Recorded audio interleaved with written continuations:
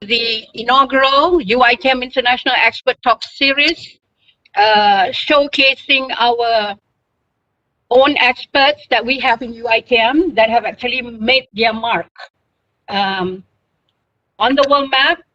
One has touch base in India, yang berbagi Datuk Rahmat, and of course the second one, Honorary Professor Dr. Habibah Ashari, the 14th Ohio Tun Abdul Razak Chair, and of course Associate Professor Dr. Tazul this morning of his sojourn as a Fulbrighter at Harvard University.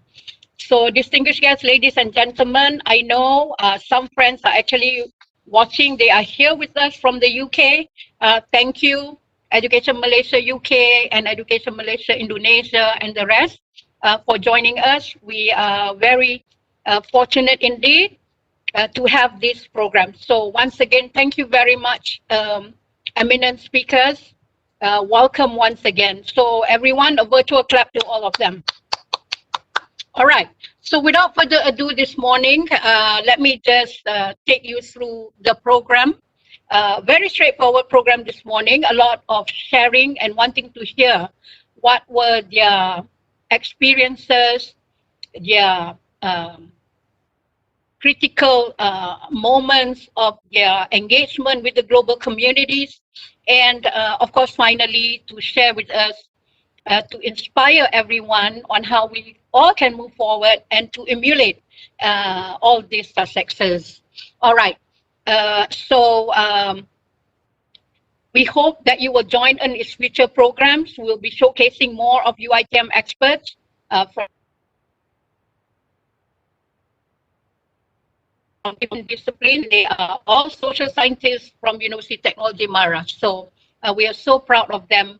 Awesome people and also awesome leaders of UITM. So with that, ladies and gentlemen, let us now welcome Professor T.S. Dr. Roziah Muhammad Janor, our Deputy Vice Chancellor for Academic and International, to deliver her welcoming remarks. Professor Dr. Roziah.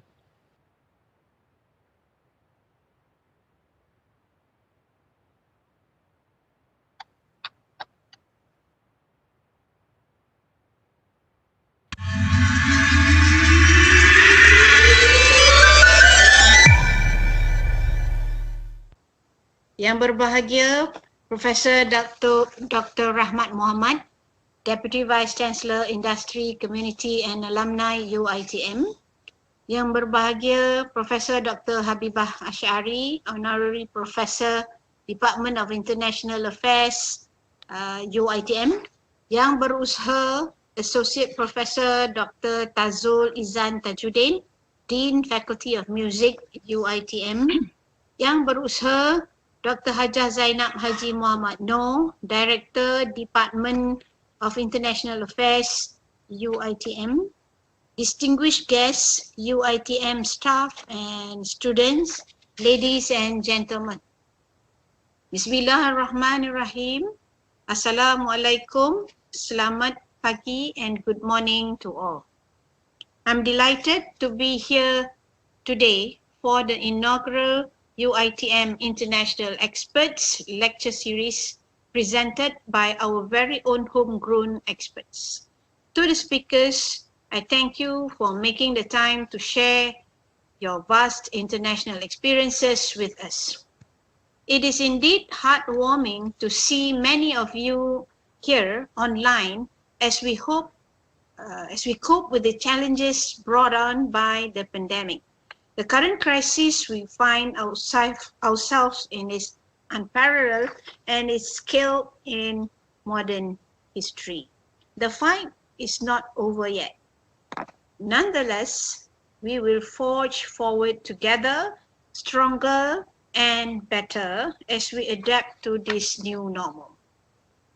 Distinguished guests, ladies and gentlemen, today's event marks a positive step towards acknowledging and celebrating our very own international experts. We hope to develop strong academic partnership with global institutions and organizations in our areas of expertise.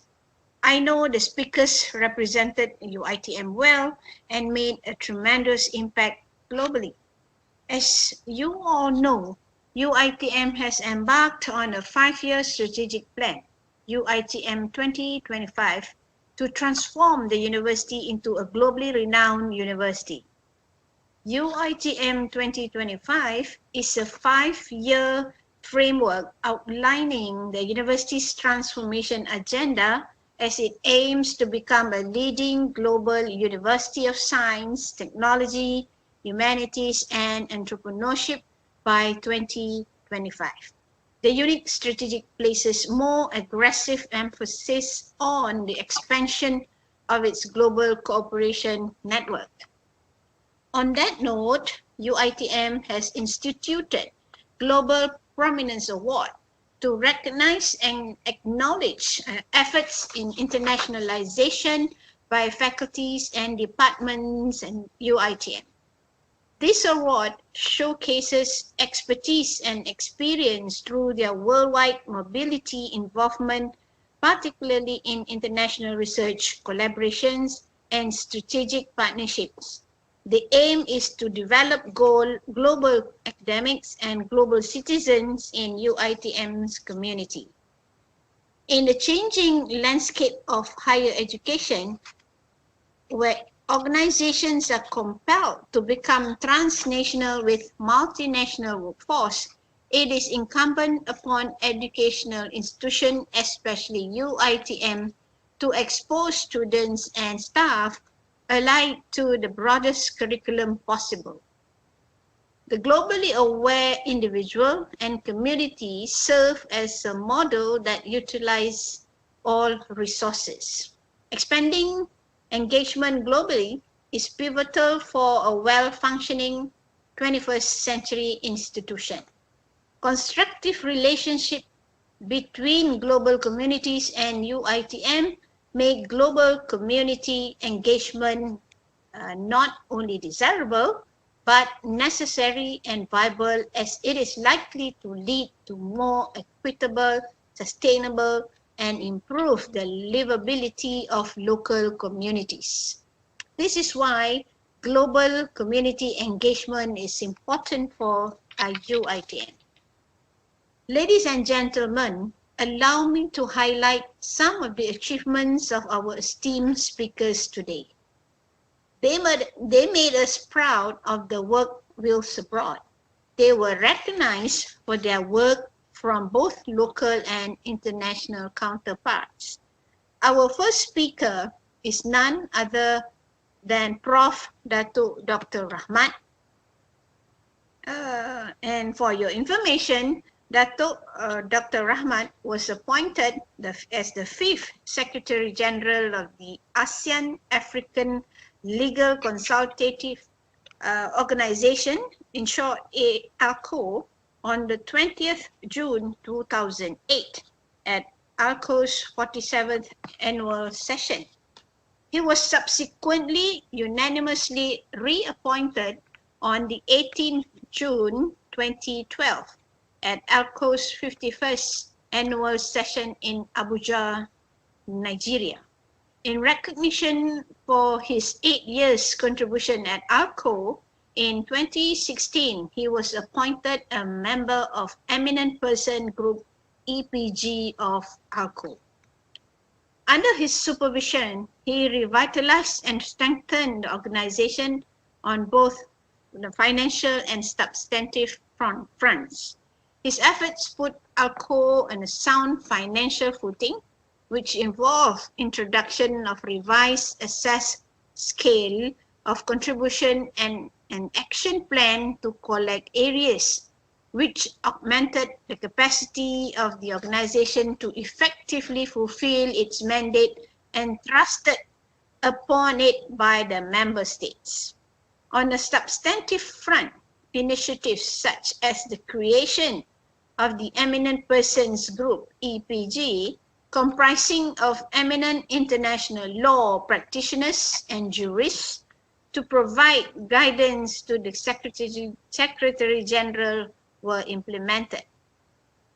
ALCO's revitalized focus on substantive output under Dr. Rahman, who saw the institution of the ALCO Journal of International Law and the engagement of ALCO in several research-intensive studies on important and relevant topics of international law.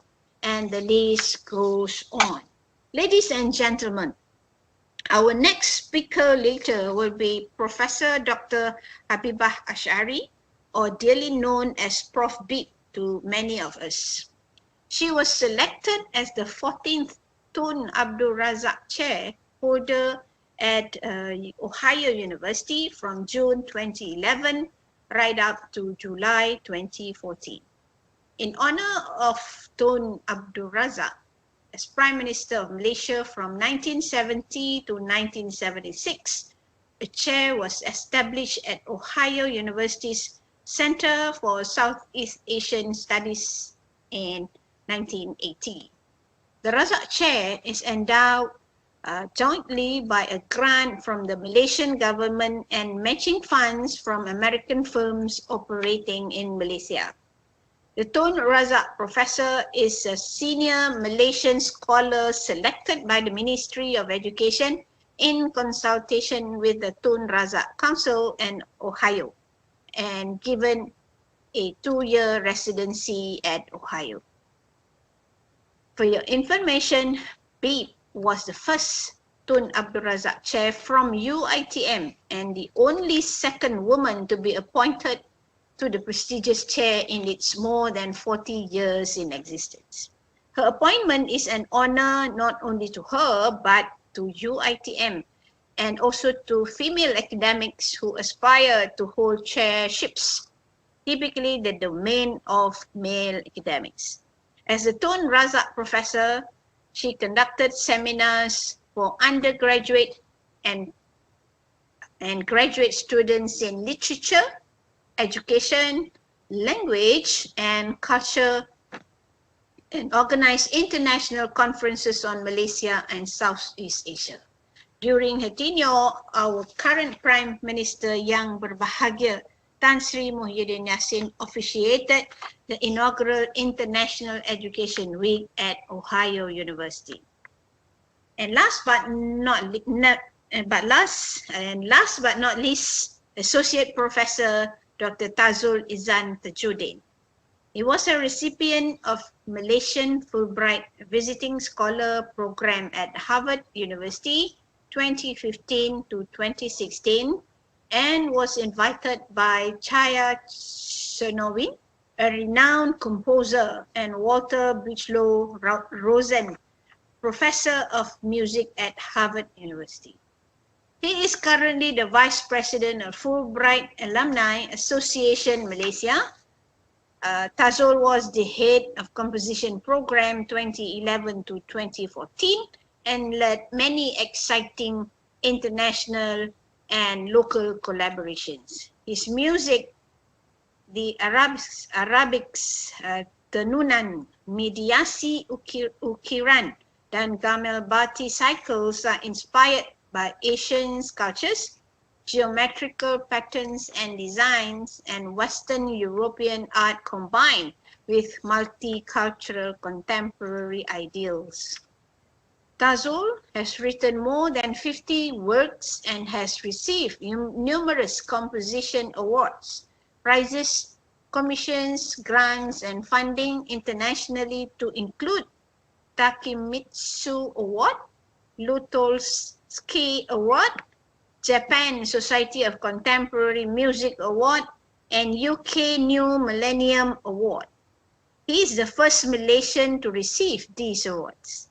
His works have been performed in Europe, Asia, North America, and Australia, and performed by established orchestras and ensembles such as BBC Symphony Orchestra, Tokyo Philharmonic Orchestra, Japan, Hong Kong Sinfonietta, among many. His first opera, Putri Saadung, premiered in 2015, and received the Ministry of Culture's Creative Industry grant. His music has received wonderful reviews internationally, and distinguished French composer Henri Dutilleux described him as a very finely gifted composer with an original temperament encompassing both rigor and new ways of thinking. Since 2010, he is artistic director of the Uitm KL Performing Arts Center, or known as KLPEC, which promotes young composers and performers to perform new works. He is currently the Vice President for the Society of Malaysian Contemporary Composers, in short SMCC. Ladies and gentlemen, the prime objective of having this international expert talk today is to encourage you to see that amongst us there are those who venture away from our shores. They have used their international networking to push the boundaries. I hope this inspires you to think globally and create partnerships and collaborations for mutual benefits. I am informed that all three still actively maintain the international collaborations they forged during the international sojourn. Dr. Rahmat is still being sought after for his opinions. Prof. Babe still carries on research with Ohio, and Dr. Tazo still composes for international audiences. My idea of partnership is a collaboration between you and your partners to achieve benefits.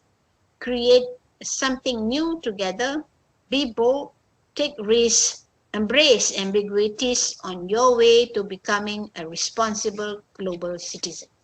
With that, distinguished guests, ladies and gentlemen, I know that everyone will benefit from the talk, and I hope you will be inspired, able to emulate and follow in the speaker's footsteps as we showcase our very own eminent international experts today.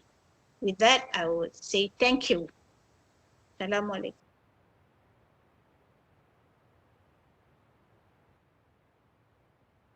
Thank you very much, Yang Berbahagia, Professor Dr. Roziah Janur, the Deputy Vice Chancellor for Academic and International, for the warm welcoming remarks to all our speakers this morning.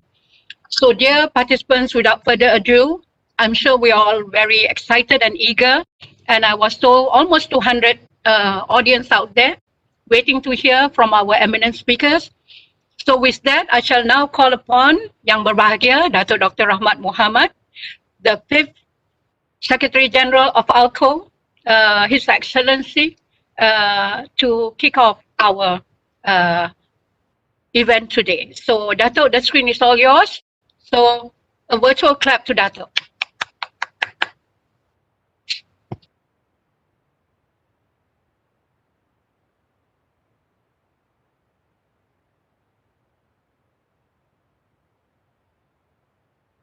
Bismillahirrahmanirrahim. Assalamualaikum warahmatullahi wabarakatuh.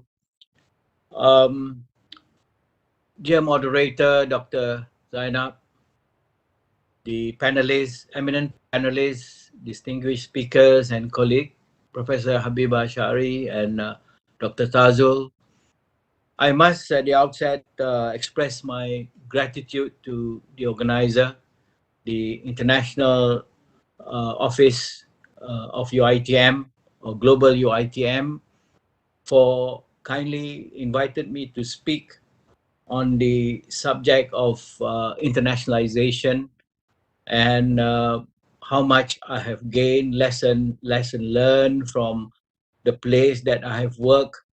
Or I would say this, that the 8 years of my unexpected diplomatic sojourn to India has been very fruitful, and it has in fact a lasting effect on my career and also my thoughts about the world.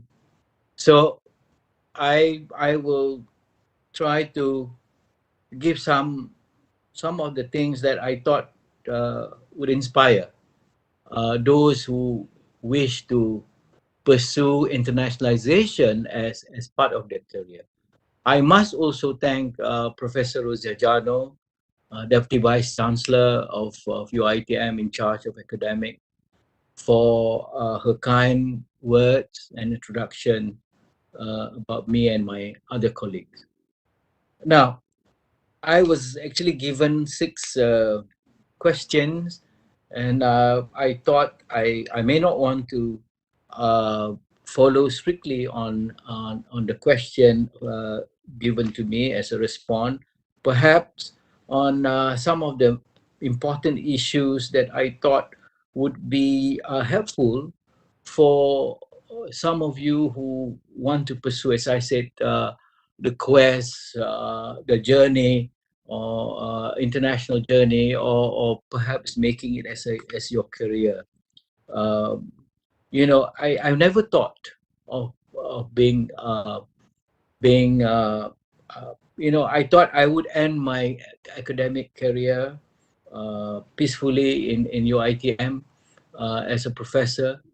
But in 2008, I was invited by the government of Malaysia to be one of the candidates for an election of the Asian African Legal Consultative Organization, or ALCO, at its headquarters in New Delhi, India. I must say that I'm not familiar with the work of the Asian African Legal Consultative Organization. I'm not familiar with, I'm not a career diplomat. I've been academic, and I thought that I would serve this university loyally, and I would end up being academic as such. But 2008 there is this twist of fate. There is a change of direction that I in fact when the invitation came, it was from the Attorney General Office of Malaysia. That time was then Tan Sri Gani Patil who invited me to be a candidate, Malaysia candidate, for the position of Secretary General of this organization. I said I'm willing to try, and of course we never put up. We are not good in promoting international candidate for international position really in this country. So I thought we are not going to win. That was my first thought of that offer. So when I told then the Vice Chancellor, my boss, Tan Sri Ibrahim Shah, he was asking me whether, because he has to agree on the secondment if that happened. I said, it will never happen because we are not good in promoting candidates, But 30th June 2008 proved I was actually wrong. Malaysia is still very much a favorite country of many third world countries of Asia and Africa, because this organization is actually about third world countries managing their destiny in international law. So when the election came, there was this secret ballot, and the vote was very much in favor of Malaysia. So Alhamdulillah, I was then elected for 2 terms, and in 2012 again, there was no re-election because there was a unanimous vote from all the countries that I should continue as a Secretary General. That was an honor for Malaysia, really, that the trust has been given. The mandate was actually given by 47 countries of Asia and Africa. I mean, in the light of China, Japan, South Korea, and you have from the other side of the continent, South Africa, Egypt, and the rest of Africa. And it is really a very challenging task to be the secretary of this organization. And I must say that it is an old organization. It started in 1956, and I was made the fifth Secretary General. And what came to my mind when I took office was this: that what is a typical task of an ambassador or a diplomat, because I was never exposed to that. I don't have a formal training from the Foreign Office or Wisma Putra to be or to act as one, as an ambassador. What would be the topic of conversation when I meet my colleague or my counterpart ambassadors in New Delhi? And New Delhi, I must say, apart from Washington and New York being the capital of United Nations, New Delhi is the third largest diplomatic mission in the world. Having 100 over missions, international organizations and states, so on and so on. So it is really a golden opportunity for those who love to mingle or who wants to be part of that international community. Maybe you undermine in New Delhi, but still, it is, to me, is they even have a diplomatic enclave where all the diplomat mates will meet in the cafes and restaurants, and I think that is very interesting. I mean, compared, of course, to Geneva and New York, or even for that matter, DC. So anyway, the two things that I would like to stress on the importance of engagement, because there is this issue of how do you engage international communities. You have to understand the working of that international organization. Here you have 47 countries of Asia and Africa, from North Asia down to Southeast Asia to South Asia, move on to West Asia, of the Middle East.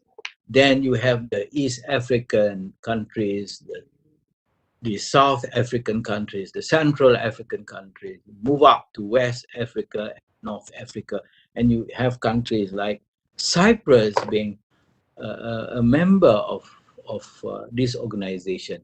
It's historical that Cyprus was admitted, as a member of ALCO for reasons that political reasons, so on and so forth. That they were accepted as part of this organization. So how do you because there is this, you need to understand the political setup, because this was an old organization. It was actually an intangible outcome of the famous Bandung Conference of 1955, where you have the wisdom of, in the light of Jawaharlal Nehru, Gamal Nasir, who thought that we need a third world platform for third world leaders to air their concerns about international law, about internationalization, about economic, about political situation, so that they will not be bullied or dominated by the Western world at that time. So that was the reason. So you must understand that this is, in fact, a third world outfit. You must understand that, despite the fact that you have Japan, you have South Africa, you have, bigger countries or even developed countries in the organization, but still, majority of these countries, member states, are actually third world or developing countries or least developed countries. So then you must understand, when you have a large international community, what would be their expectation and your expectation of the organization? Their expectation is that you, being the leader of this outfit, you must then portray, number one, or promote the need of these countries. What do they need?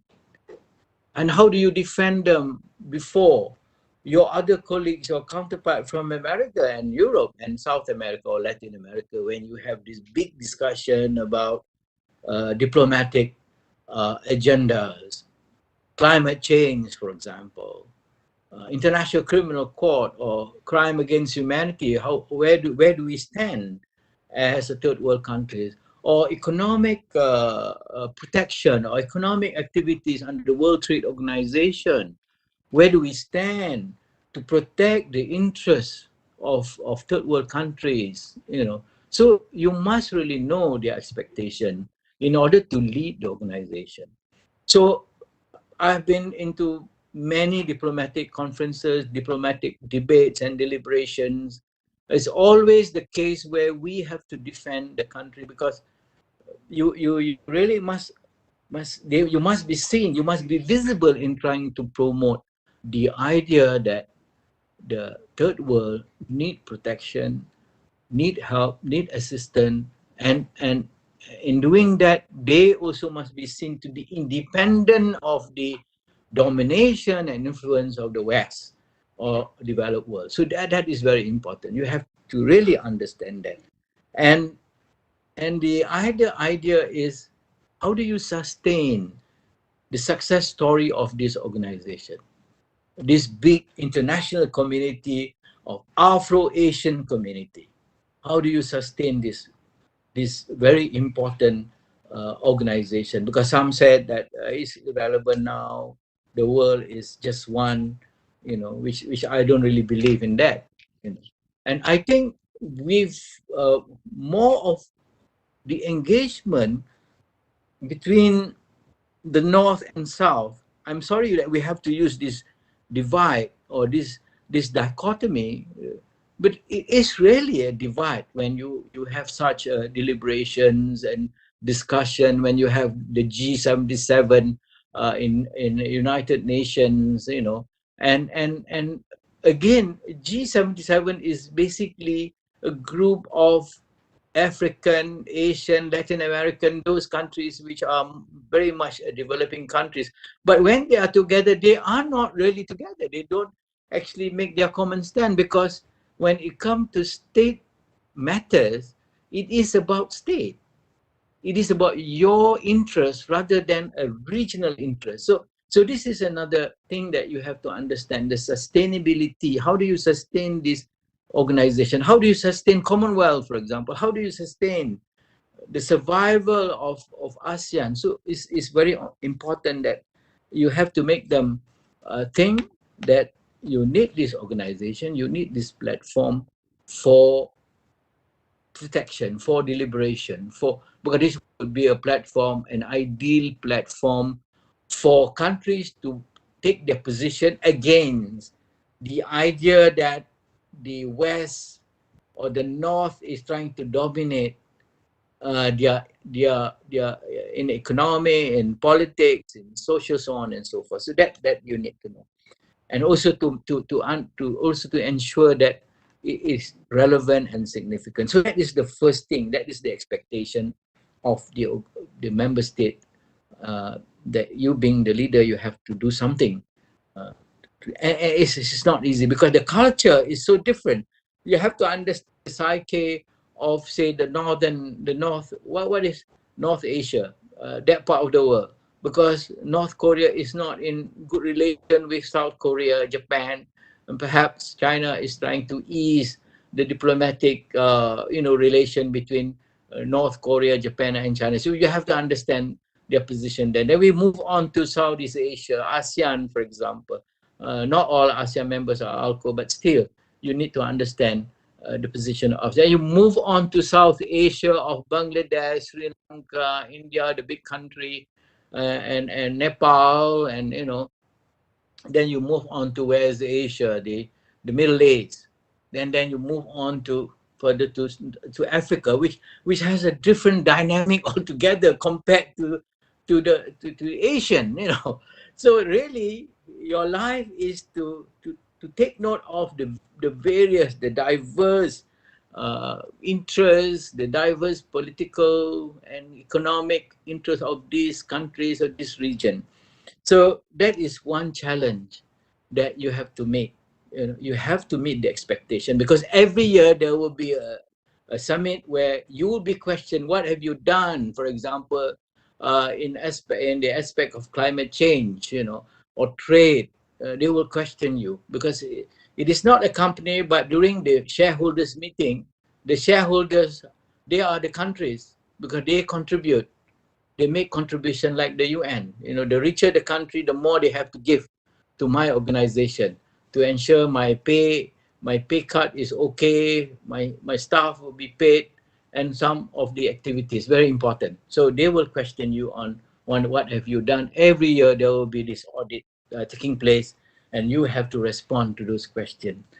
And you know, being an academic, my interest has always been publication and research.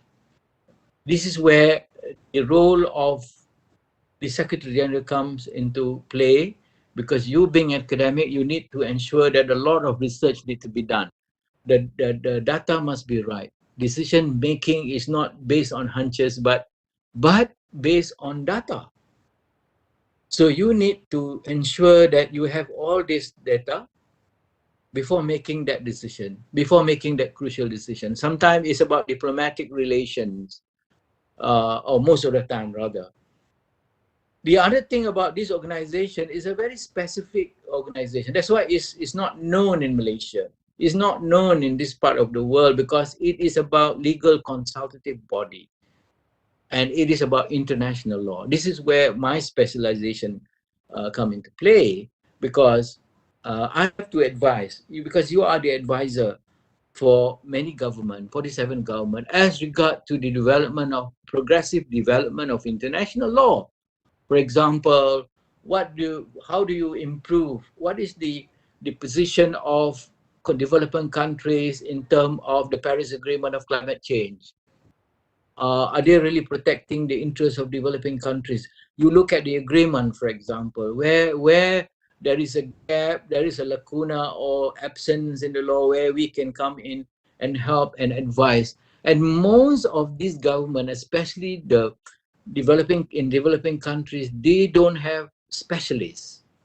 They do not have the specialists. The specialists will only come from the north, from the Western world, to advise them. So here I have to develop pools of experts coming from Asia and Africa to assist government in making very important decision, crucial decision, as to whether they should become a party to treaties or conventions. Again, you know, this is very important. The role of the Secretary General is to, you must know the law. Not only that, you manage the organization, you are the CEO of the organization financially, because when I came in, ALCO was about to go bust. We don't have enough money. We are in the red. So then how do you make sure that it will survive? So I need to convince member state either to make a personal make a contribution, or you know, there are other things that we can do, but that is very important. But alhamdulillah, when I completed the tenureship, we have at least 1 year of reserve fund for the organization to survive. That is one aspect. The other aspect, of course, you must always keep track of the law, and the learning curve is very steep. Those of you who aspire to be leaders of international organization, the learning curve is always steep, because every day is a learning lesson for you. You know, you work with individual state, you work with a group of state, you work as a region. So that is a different political scenario that you are playing. You know, how do you convince country like North Korea to pay their dues every year? I have to listen to long hours of lectures given by North Korean ambassador, for example, that they have been the victim of so and so, you know, in the political world. So the lectures would take about 2 hours, and in Korean, you know, you don't understand the language, but you still have to be with him to ensure that, because one is to get the money from them. So how do you go about it? So you just, as long as you get the money paid or money put in the bank, that is part of the contract, is good enough already. And always to tell in conferences, in diplomatic conference, that is ALCO. This is a 47 intergovernmental organization. It's not about a bilateral relation between North Korea and Japan or North Korea and South Korea. Please, we are together in this. So I have to remind them, which is not easy, because they will keep on arguing, and there will be diplomatic row. There will be, they will show their disagreement in a big conference, which I thought is unnecessary. Because this is bilateral, maybe you can discuss that quietly or privately, not here in this big organization. That I have to remind, or in some other countries, for example, that they are not in a very good diplomatic relation. So your role is very important, and people will look up at you. And you also have your meetings in the UN capitals, in Geneva, in New York, and what I've seen, my disappointment is where our representatives are not there to defend our case when it comes to that situation. So you have debate, for example, which is very crucial and critical in the International Law Commission meeting in Geneva. But you don't see African and Asian representative protecting or defending third world interests. That will be your frustration, because as an intergovernmental organization, you only have a permanent observer status. You do not have a direct debate, for example, with the big organization like the Sixth Committee of the Law Committee of the UN. You are only an observer. Observer means you do not have a you are not, you are just when you are invited, only then you can speak. Otherwise you just keep quiet and just observe. That is why it is called permanent observer. That status is given not for anything else but to ensure that you will be observer, but you can speak if the chair of the session allow you to speak. But you do not have the right to vote. You do not have the right to speak unless you are given that permission. So it's very important in that sense. And please stop me when I'm done. Yeah, Dr. Zainab, how much more time I have? Because I don't want to let Yeah, a good 15 minutes, Dato. Okay, 15 minutes. Okay, all right. Now, I think the important thing is leadership role. You need to really polish your skills. The soft skill is very important. Language is very important. I think the only language that I can speak with confidence is English. So I can't speak French. That will be a disadvantage, because when you want to communicate, you want to engage the francophone countries in Africa, for example, you must have a little bit of French to show that you are in appreciation of the language or the communication as far as possible. If you can have French or even Arabic will be very, because most Arab states are members of this organization. So you need to have that kind of language skills.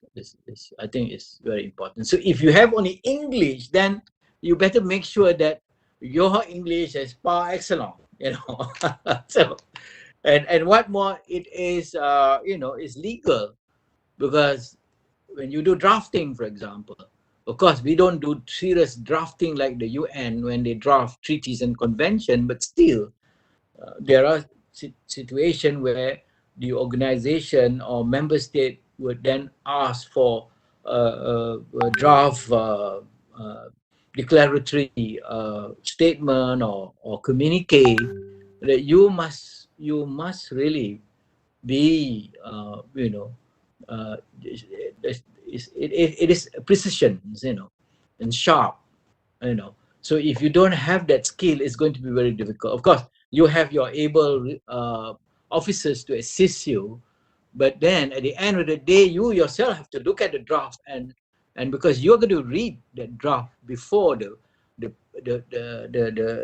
plenary, especially the plenary. So if you if you are not really into that, you don't have that skill, the language skill, then you will really have a problem. So I think sharpen, you need to really, those who aspire to be in the international organization, that is number one, either English or French, and some other additional language would be of help, Mandarin or even Arabic, be very helpful. And the soft skill, I'm not a career diplomat. I'm not trained. When I took office in 2008, there was no training given by Wisma Putra. How do you behave like an ambassador, for example, or become an envoy? What would be the conversation between the for example, if it is not official, the unofficial conversation. Those are very important. And the other thing that they will look is the way the skill, the dining skill, the display of all the cutleries, and this is also very important for you to learn, and again, we have learned this, but we never practice it, but there, especially during normally you have the meeting during the day and the night where you have the official dining, and this is very important. They will look at you, how do you, so that type of skills is very much required, and able to understand, they say play by, you need to understand the politics of certain countries or region, for example. What are their sensitivity is also very important. If you don't have that, then it's going to be very difficult. They will then just talk other things. So this is something that requires much attention. The skill, the soft skill. At the end of the day, you will be judged not just your substantive. You may be bright and brilliant in making your presentations, but you need to be polished and you have that finesse at the end of the day, and that make you a different type of personalities in the diplomatic world. And yes, coming back to research and publication, I think it was during my time that we had a lot of publications in the organization, because I encourage a lot of writings.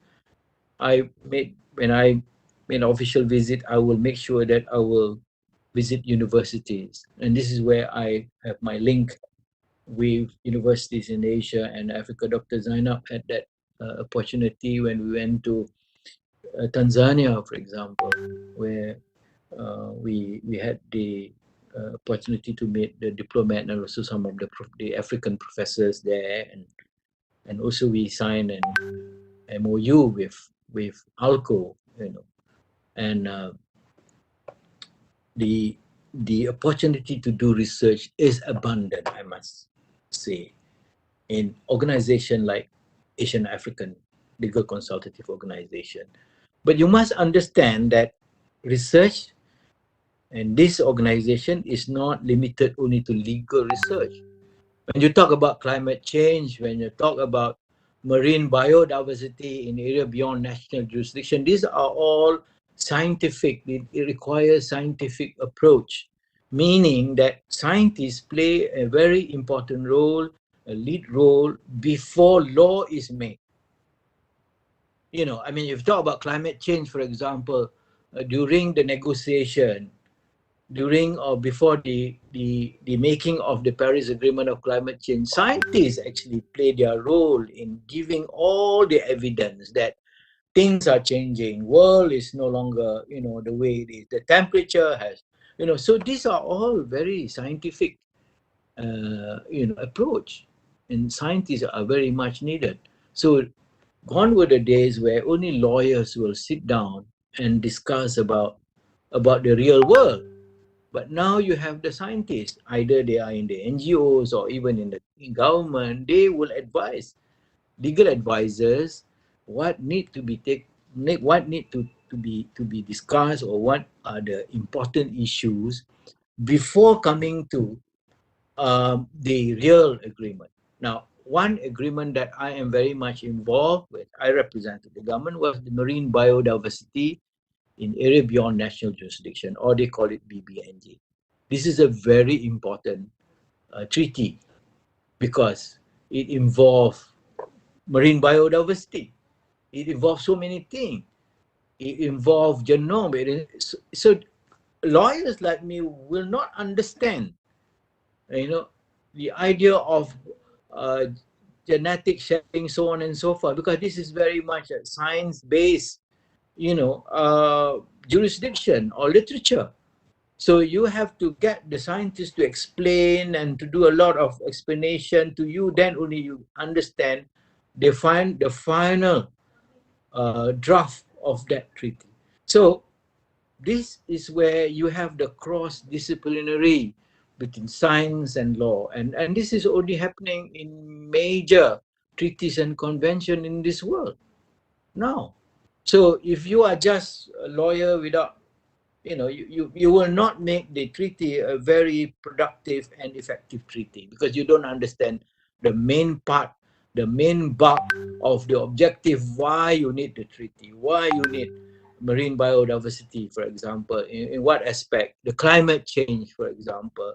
There are other related, and when you talk about sustainable development, sustainable goals, it's all about science and the world, and and so law is just the end part of that negotiation finally. So, but the major part is all about the subject matter. So this is where I encourage academics when I visit the universities, that they have to play a very important role to assist, to play a part in contributing their part to the well-being of their country, or at least their government. So it's very important that we have that kind of thinking, and I think I am in a better position than being a real diplomat, because I don't have that country. Because if you are an academic, you can speak freely. You are not confined to the protocol that you have to observe. Yeah. So, as academic, as a professor, you don't owe something to the government, because you are a secretary general of an international organization. You don't carry that state interest that you have to carry.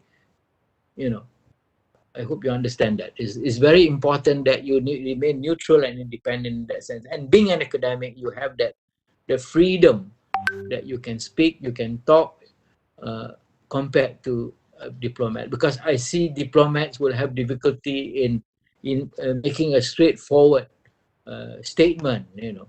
But I learned that too. I mean, I learned this many years with Vic when we were together in our change movement, where one of our great Professor Sulung, said that what you say is not important, how you say it is very important. I think I learned that, and I carry that, I cherish that very important, guideline wherever I go. So be humble, and humility is also very important. I think humility but firm. You can be humble, but when it comes to a position that you have to take, you have to be, because these are the things that I've done during my candidature of International Commission. Unfortunately, we are not elected. The two things that one country asked me that to change my position. One is my position as to unilateral sanction. Unilateral sanction is where sanction is done by big countries against another country.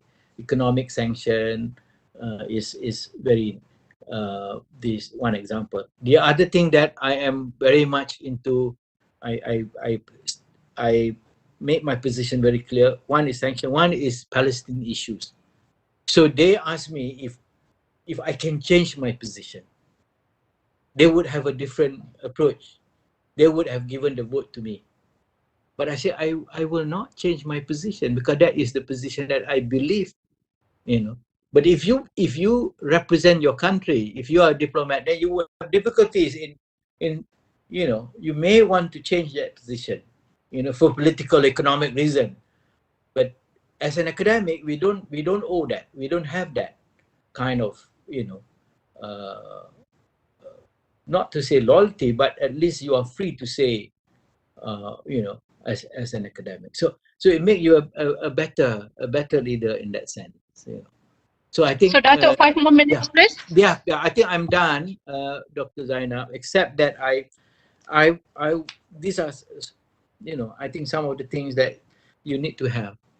The soft skills, the language skill is because it's about communication really. In, you know, how do you communicate with your counterpart in an international organization? That is the first thing that you have to make sure that you have that. And the other soft skills to understand, be a good listener, you know. Then you know, of course, leadership is very important. Leadership it does not come naturally, you know. You have to be trained. You have to be trained to be leaders. So I'm very happy in UITM that I've gotten that skill before I went into that you know, that sojourn in India. So thank you very much for this opportunity once again, Dr. Zainab. I think you have done a great job. I think we need to have more of this series. I hope I'll be invited again to speak, especially to the young academics who wish to, you know, who wants to be or aspire to be in the international circle. So thank you so much. Thank you. Assalamualaikum warahmatullahi wabarakatuh. Waalaikumsalam warahmatullah. You're welcome, Yang Berbahagia Datuk Rahman. Thank you very much for your very insightful sharing of your Secretary Generalship of ALCO. I'm sure it's a truly 8 years of exciting job in Delhi, India. I'm sure there are a lot of questions waiting out there in Region 4. So once again, thank you, Dato. Very good.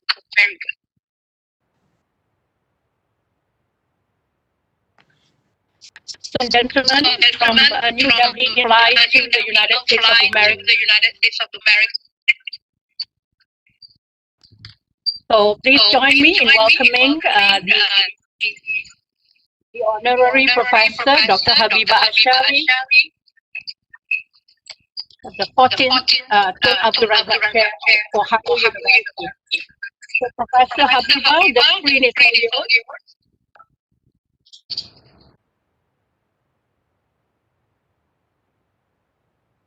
Bismillahirrahmanirrahim. Thank you, Dr. Z, for the kind introduction. Yang Berbahagia Profesor Dr. Rozia Janor, Timbalan Naib Chancellor Akademik dan Antarabangsa. Yang Berbahagia Profesor Dr. Hadariah Bahrun, Penolong Naib Chancellor UITM Global. Yang Berbahagia Barisan Pakar Antarabangsa, panel of eminent speakers, my good friend Dato' Professor Dr. Rahmat Muhammad, His Excellency Mr. Muhammad, and my new friend, Associate Professor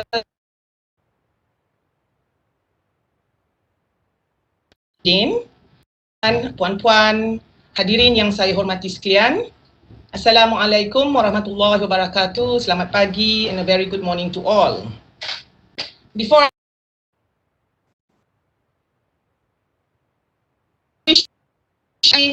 International Women's Day to all the women in the audience out there, whether in the UK, Indonesia, in the US, everywhere. And I hope everyone had a great day. And I know Dr. Zainab herself celebrated it with her husband yesterday. Yeah? Gentlemen, again, I would like to thank UITM Global for giving me this opportunity to speak at this forum with eminent speakers Dr. Rahmat and Dr. Tazul.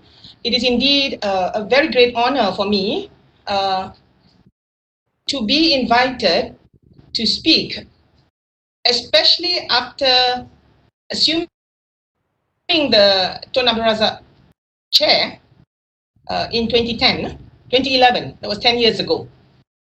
So it seems like there's still relevance in it, yeah? I will touch on 4 aspects. The chairship pointed on the genesis of endowed chairs, on my experiences being the chair, and on the future of the Tun Abdul Razak chair.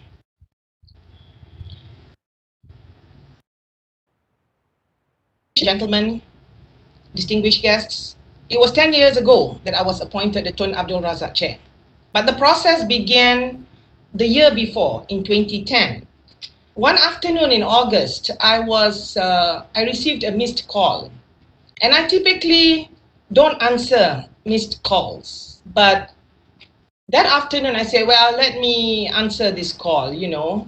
And it was propitious because it was a call from Dr. Rahmat, not our eminent speaker, but another Dr. Rahmat from the Faculty of Mass Communication.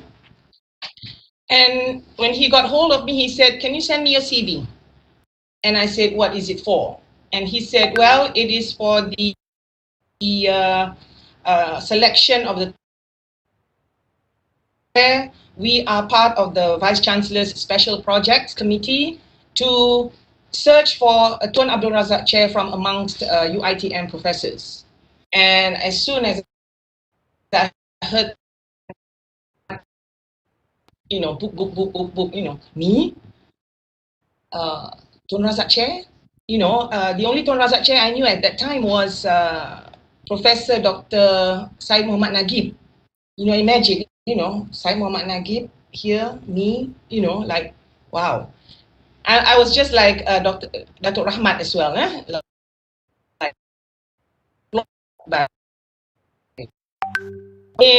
sent in my CV, and in October I was interviewed. And coincidentally, there were 13 professors there being interviewed, a few from UITM, maybe 4 or 5 from UITM.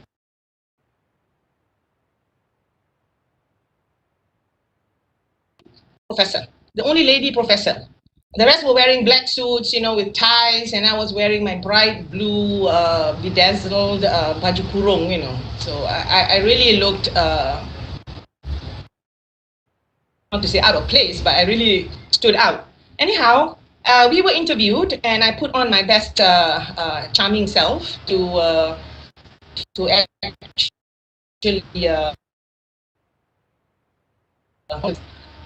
not really thinking that I might be selected, but hoping that I would be selected. And on the last day of 2010, 31st December, yeah, it was a Friday, I received the letter, a black and white letter appointing me as the next Tun Abdul Razak chair. And I said, oh my God, this is such an honor. It was the first, I am. Yes? About the audio on your end, please. Your audio I can't hear probably. Am I not being heard? Your audio, yeah. Thank you. Okay, that's fine. It's good now, Prof. Bib. Go ahead.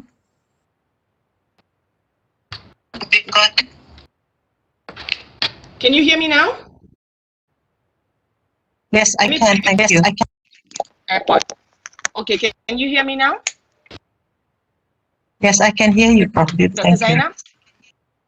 All right, thank you. So, where was I? Well, I received the letter on 31st December 2010. A blessing, yeah, to get something on a Friday morning. So, where was I? Well, really I received the letter on 31st December 2010, especially being the first professor from UITM. To a blessing, be selected to get something on a Friday morning. And so, only the second where was I? Well, I received the letter on 31st December 2010, especially being the first professor from UITM. Tan Sri Fatimah Hamid Don was the first woman to assume that distinguished professorship. And then it was me, the 14th one. So I was really honored, and it was an honor for me, for women, for my family especially, and for the university. So of course, when I was appointed, I went into a flurry of activities. I did research on what endowed chairs are, etc. And for your information, ladies and gentlemen, endowed chairs have been in the West, have been in existence since AD 176. The Roman Emperor Marcus Aurelius, he set up the first chair of the first endowed chair in Platonism and Stoicism. And in the US, the oldest endowed academic chair is the Hollis Professorship of Divinity in Harvard University. And this was established in 1721 by Thomas Hollis, a philanthropist who had a passion for liberty and religious expression. Endowed chairs in Malaysia, we have endowed chairs in Malaysia. In fact, our Malaysian government has created 5 chairs actually. The Ministry of Higher Education has created 5 chairs, but whether the chairs are alive or not, I mean not the chairs as in the physical person, but the chairship, is it alive or not is another matter, which we will talk about later. Anyhow, the first chair was established in 1980, the Southeast Asian Chair and Malaysian Studies at Ohio University. And I will talk about the history later on. And then next, in 1992, the ministry established the European Chair of Malaysian Studies at Leiden University in the Netherlands. And then we have the Malay Studies Chair at Victoria University, Wellington in 1996. And Beijing Foreign Studies University in China, the chair was established by Datuk Sri Najib in 2008. And the most recent chair established was the Malaysian Studies Chair at Hankook University in South Korea in 2010. And in UITM, we have the Kursi Institusi Raja-Raja Melayu. And I think the chairholders here would do programs and conferences or talks and teach and do research on Raja-Raja Melayu. And I know when I was still in UITM, there was a proposal for the Kursi A. Samad Ismail, but I don't think it ever came to fruition. Yeah. So other local universities and also NGOs like have also established chairs in different areas, like climate change, women's studies, study of palm oil, etc. You can Google all these if you want to know more about it. And the role of the chair for the Malaysian government is to, the 5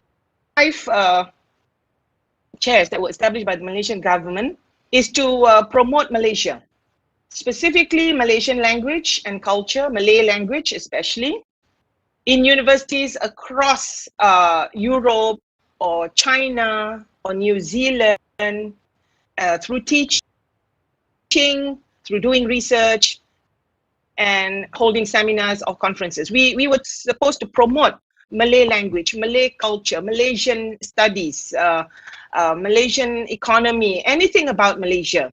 And that was quite a challenging role for the chairholder, especially if your field is something other than social studies or education or language, But we managed, and I will talk to you about how I promoted Malaysia in the later segment of my talk here. But I would like to bring you today, now, to the history of the establishment of the Tun Abdul Razak Chair. We have had, UITM especially, have had a relationship with Ohio University since mid-1960s, when again, in a cocktail talk in Lagos, Nigeria, our then High Commissioner to Nigeria, Tuanku Jaafar, the late Tuanku Jaafar, almarhum Tuanku Jaafar, met with a couple of Ohio University professors, and he asked them, what are you doing here? Oh, we are going to develop the education system in Nigeria. And he said, oh, why don't you come to Malaysia and help us develop our own education system also? Lo and behold, they came to Malaysia. Maybe another group of professors came to Malaysia, and they had discussions with ITM at that time. Yeah? ITM, or was it RIDA at that time? And then they, after the discussion in the 1970s, they began the Bachelor in Business Administration program at Ohio, at ITM. With Ohio leading the program and ITM actually providing the logistical support. And then this program grew. At that time, we were an institute, so we were not allowed to confer degrees to our students. And then the program expanded to the MBA program and other programs as well, mass comm, accounting. So Ohio University, being a very, very small university actually expanded their internationalization with the collaboration with ITM at that time, yeah? So in honor of that collaboration and in honor of Tun Abdul Razak, there was an outpouring of grief for the death of Tun Abdul Razak in 1976, and they say we have to establish a chair in his name in North America at Ohio University. So that was actually the first endowed chair by a Malaysian government, by a foreign government, established in a North American university. And that was in 1980. And the first chair holder was Professor Dr. Syed Muhammad Nagib. Yeah, he was a professor in the in philosophy, in Islam. Yeah, and endowed chairs do not get established with no money. Yeah, just like Dr. Rahmat mentioned earlier, when he was ELCO, it was almost going bankrupt. So the Malaysian government gave a $350,000 grant to Ohio University to set up this chair, to fund the chair. And the promise was that Ohio University must also raise funds, and they did. They surpassed the $350,000 grant by actually collecting or raising $380,000 US dollars for that. So there were matching grants. And the grants came from American companies operating in Malaysia at that time, like Johnson & Johnson, Procter & Gamble, Palmolive, Exxon, and a few others, yeah? And throughout its history, there have been other donors to the endowment fund. And Yayasan Saim Dabi, again, was a donor in 2010. They gifted Ohio University with RM 2.4 million ringgit. And for your information also, that $340,000 check was presented to Ohio University by Yang Berhormat Tun Musa Hitam, ya? Yang Berhormat atau Yang Berbahagia Tun Musa Hitam. And when he was chairman of Yayasan Saim Dabi, he was also the donor again, giving the gift of RM 2.4 million ringgit to the Ohio University Endowment Fund for the Tun Abdul Razak chair. The Malaysian government also gave about 1 million ringgit, I think, in 2009, 2010, for the chair to survive. So without money, no talk about endowed chairs. Later donors were Al-Bukhari Foundation, and we have also the Tan Sri Lee Shin Cheng Foundation, who kindly gave some money to the fund. And as I mentioned, Yayasan Saim Dabi. But lately, donation from American companies have been very slow in coming in. However, the Ohio University Foundation has really managed the money well. So they put it in a fund, the principal, and they only spend the earnings. So that bulk of the endowment is still there.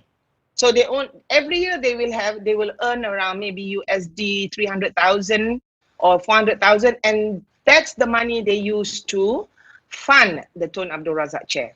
So the money is still there. Unlike in Leiden, I was told that I don't know about now, but a few years ago I was told there was only about like 200 ringgit in the fund. So you have to manage the funds very well in order to keep the chair alive. And my experiences as a chair, I'm alone there. If you are an ambassador, a country ambassador, or even like Datuk Rahman, you have a slew of people to help you. You have your own office. You have your office. You have your personal assistant, you have your deputy, you have your executive officers, you have your financial officer, etc., to help you run the whole thing. Whereas the Tun Abdul Razak Chair is one person, and she or he has to do everything. When I received my watika from Datuk Sri Muhammad Khalid, he told me, he looked me in the eye and he said, Habibah, you can hibernate for 2 years in Ohio University, meaning, just do your research, be quiet, just carry on teaching. Or you can really be somebody who will leave his or her marks. And I went home and I said, to hibernate for 2 years, my God, that's not me. I'm not a hibernator. I'm a doer, I'm a go-getter. Anyhow, my main duties as a chair was, number one, to teach, which is easy enough. Number two is to do research, which is okay. And number three is to do outreach programs, like carry out conferences, doing festivals, etc. And I taught 2 subjects, focus on Malaysia, and another semester I will teach Tun Abdul Razak seminar. For focus on Malaysia, I myself, it was like a learning experience, like Datuk Rahmat said, learning curve was very steep. I had to teach my students, American students, and they were from the US, from Japan, from Taiwan, Indonesia, Ghana. So they were also international students, about Malaysia. They were very interested in Malaysia. So I had to relearn Malaysian politics, Malaysian geography, Malaysian history, Malaysian economy, so that I'm actually 2 or 3 steps ahead of my students, in talking about Malaysia and all its lovely, lovely elements in Malaysia. So it was fun teaching and learning about Malaysia with my students. And they also did research. One student did research on Smart Tunnel. Another student did research on Vision 2020.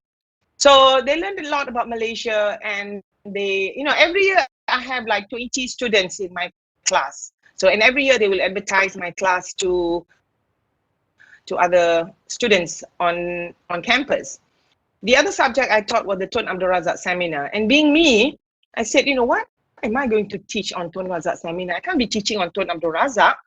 For 1 semester. So I decided to create a course which I called Diversity in Malaysian Film and Fiction.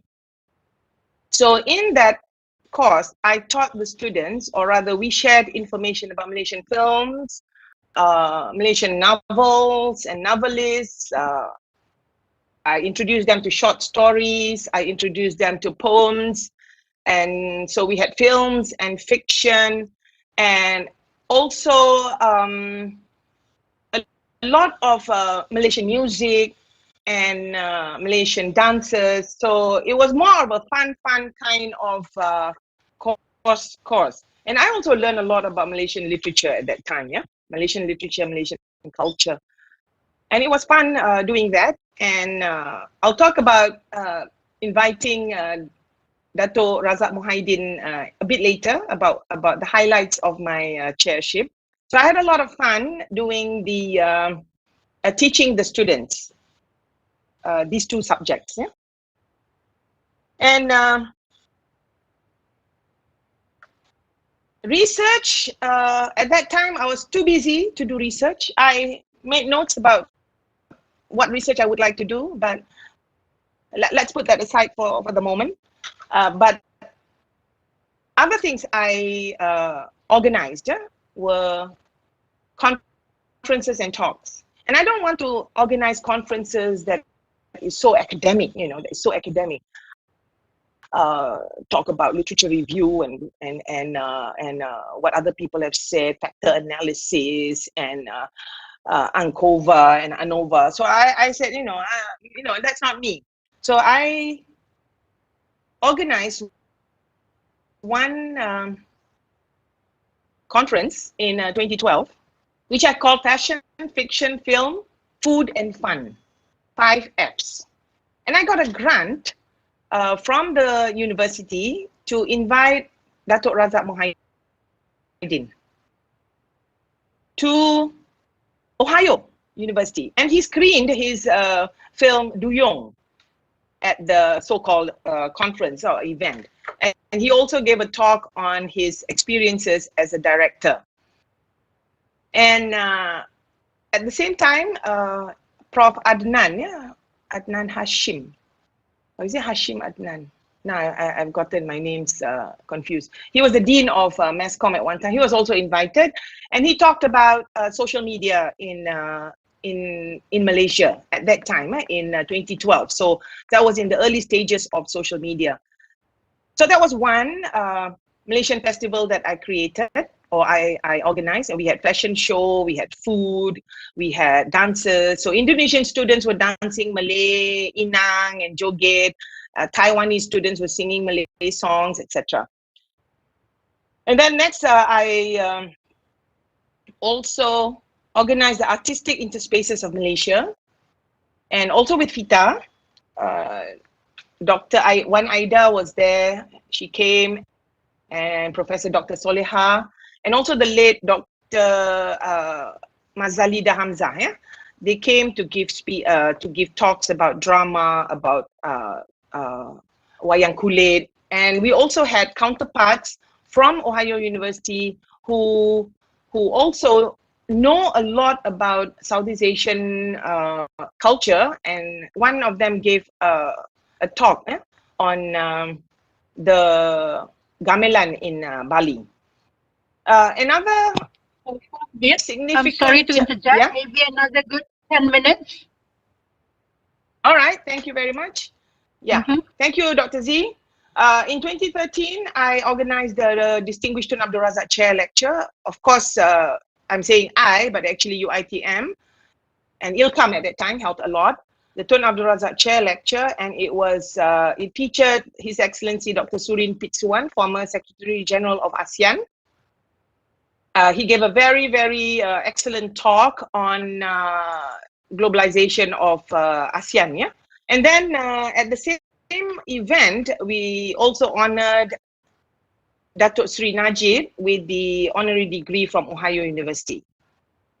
And my other significant event was when, Dr. Rosie has already mentioned this in her speech, when Tan Sri Muhyiddin Yassin, who was then the Minister of Education, or was he the Deputy Minister, Prime Minister? He inaugurated the first International Education Week at Ohio University. And since then, Ohio University, every November, Ohio University has held International Education Week. Every November, yeah, to honor international figures. So those were a few of the highlights of my stay there. I will end with talking about challenges and the future of the chair, and also some takeaways for our aspiring shareholders. One of the challenges is to remain relevant. Like I mentioned earlier, I was one person. Okay, I was, Dr. Sri Khalid said, you are the intellectual ambassador, but I was one person. However, I had very good support from the Center of International Studies, from Ms. Diane Cahill, from Carla Ginigundo, from LJ, from Dr. Jang, and also from the president. Very good support. They encouraged me in all my activities, and they also gave a lot of support in terms of time and also money. So one has to be a self-promoter. You know, I always say that I am my own PR person. I have to be my own public relations officer. And so that's one of the challenges. And another challenge would be to come up with interesting events, you know, that will attract people, that will make people come to your events. So that's why I did my the events that I organized. And one of the things I was proud of was to also establish the Bahasa Malaysia course in Ohio University as a credit-bearing course. Bahasa Indonesia, and they always say, oh, Bahasa Indonesia and Bahasa Malaysia are the same. And I say, no. Some parts are the same, but there are a lot of differences also. And I want to establish a Bahasa Malaysia credit-bearing course in Ohio University. I don't know whether it is still ongoing. Yeah. Let me talk about the future of the chair. In its 30 years history, from 1980 to 2010, we had 13 chairs. Dr. Z, give me another 5 minutes. And then this is important, especially if I have the Ministry of Higher Education listening to us right now. In the last 10 years, from 2010 to 2021, now, we've only had 2 chairs. One from Uitm, me, and one is Professor Jayum. 10 years, 2 chairs. We have been advertising and doing the selection for the last 3 years. And still, there has been no chair selected. I want to blame the Ministry of Education. I can't, because this is how I see it. The Ministry of Education has gone through or has been undergoing a lot of flux. There was a merging and demerging of the Ministry of Higher Education, Ministry of Education, and then there is a political change of government in Malaysia. So when you have political change, you have change in ministers, and when you have a change in ministers, you have a change in the officers involved. So every year or so, there's a new minister, there's a new desk officer, so who has to relearn or to learn about the Tun Abdul Razak chair. So at the moment, there is no chair. And I do hope that if anyone is listening out here, if we do not have a chair in the next 1 year, the Tun Abdul Razak chair will die a slow death. Unfortunately, Tun Abdul Razak doesn't have the name cachet of Nelson Mandela or Mahatma Gandhi. You ask anyone outside of Malaysia, who is Tun Abdul Razak? You think they are going to be able to answer? Maybe not. Even if you ask our youngsters now, do you know who Tun Razak is? No. So it is imperative that the Ministry of Higher Education and Ohio University start the selection process now and appointing a professor so that it won't die a natural death. Yes, Dr. Z, I'm coming to my last point. And the last point is what Dr. Rahman has eloquently stated in his speech. Communication skills is needed. Interpersonal skills is required. You have to have leadership and teamwork. You have to learn how to manage people. You have to have creative skills. Any aspiring shareholder must have public presentation skills, networking skills. And with networking skills, one of the questions that Dr. Z asked is, how do you maintain this? Yeah, what challenge of holding on to your networking? You have to maintain and sustain the collaborations you've built internationally. You have to. You have to constantly write email to them. You have to constantly send messages to your counterparts overseas. Yeah?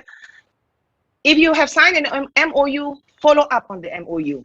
We are so excited about signing an MOU usually and then visiting that country for an academic visit, and then suddenly the MOU is left to hibernate on the shelf. So if you want to maintain your networking with international counterparts, you must follow up. You must be the champion of whatever it is that you want to do. Climate change, green technology, internal combustion of pipelines, etc. So someone has to be a champion, and maybe not only someone, but many people must be a champion of all these collaborations. So skills, as Dr. Rahmat has mentioned, soft skills, very important. Unfortunately, I never had to do any dining skills. Yeah? So no fine dining in my 3 years at Ohio University. So I just use a fork to eat. So soft skills are very important. I would like to inspire our academics now in UITM, especially women, to aspire to be a Tun Abdul Razak chair holder. You can be in any fields, actually, even chemistry or even engineering. You can always tailor it to Malaysia. And there is no stopping what you can do if you put your mind to it. And before I end, I hope that you have found my talk interesting and inspiring. And again, I would like to thank UITM Global, headed by Prof. Dr. Hadaria Bahrun, and Dr. Z, as well as the head of the department, as well as her staff, for inviting me for this talk. And I would like to end my little session here by also thanking VC Azrai for his service to UITM. And I would like to wish him the best in the next stage of his life.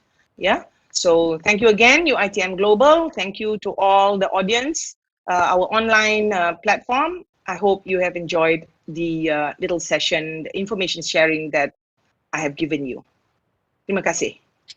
Assalamualaikum warahmatullahi wabarakatuh. Walaikum salam, and thank you very much for the very inspiring sharing from the 14th Tun Abdul Razak Chair, Honorary Professor Dr. Habibah Ashari.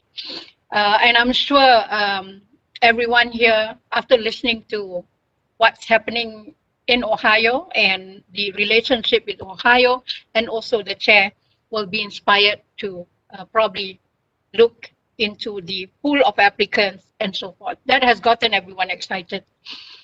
So the engaging global communities, like Prof. Habibah was sharing, very consistent with what Dato has mentioned, pertaining to soft skills, communication skills, interpersonal skills, etc. So from Ohio, we are still in the United States of America. We shall now continue the journey to the northeast of United States of America, that is to Harvard University.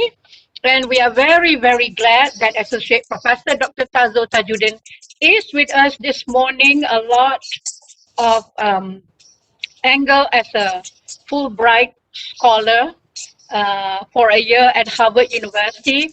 And who doesn't know Harvard anyways? So Prof, the screen is all yours for you to take us to Harvard. Thank you, Dr. Zainab. Thank you for inviting me. First of all, I'd like to say good morning, salam sejahtera, assalamualaikum pada semua, especially to Prof. TS, Dr. Rozia Muhammad Jador, our Deputy Vice Chancellor Academic and International. I'd like to also selamat pagi to Prof. Dr. Hadaria Bahrun, PNC, Internalization Global UITM. Also to our eminent speakers, Professor Dato Dr. Rahmat Muhammad, and also Prof. Dr. Habibah Ashari for inspiring talk earlier, and we just met yesterday. So that was the first time we met. So I hope this is not going to be the last time. So this time I would like to do it in a way of a slide actually, because I want to show something that is visual and also some music element inside that. Because for me, I'm a music practitioner, and without that, I feel that it does not, for me, it's not enough because music is what I do. And this is very, very important. So I want to share this in a way, kind of more santai in a way, but at the same time, in the slide, you can see some information, some visual, some photos, and also some music. Hopefully, the band of we can hear it on the other side, because if not, then the sound will be very, very bad, online. So, so allow me to share this. It's online. So yes, can you see this? Dr. Zainab, is it okay? Not yet. It's not coming out yet. Oh, that's coming out. Okay, hold on.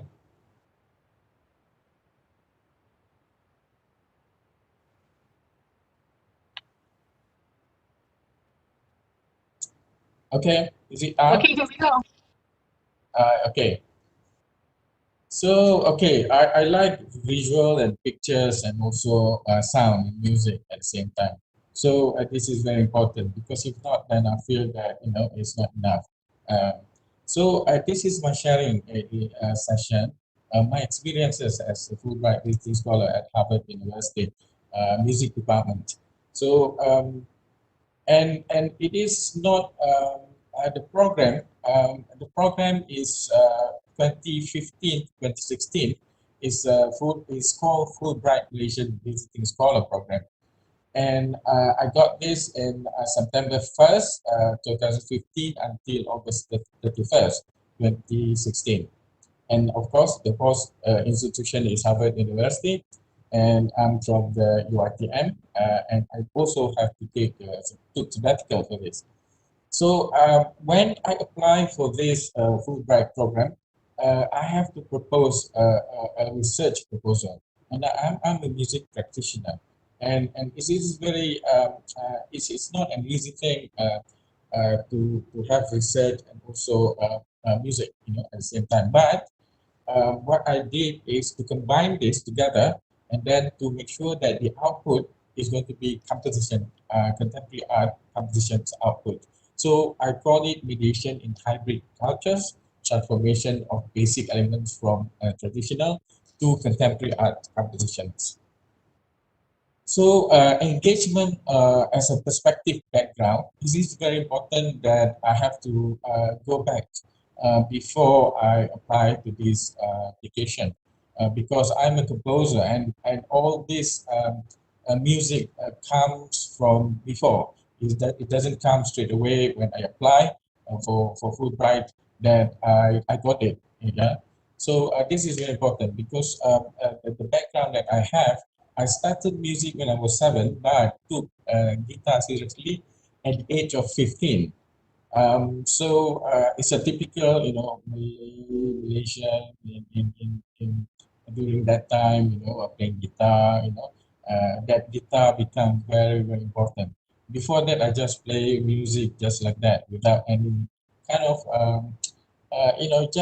just a part of it as a hobby, not really seriously. And then later become serious, and then I started to compose in the early 20th, my early 20s. I started to compose, and I studied music and music composition at ITM. Is a very important time as well.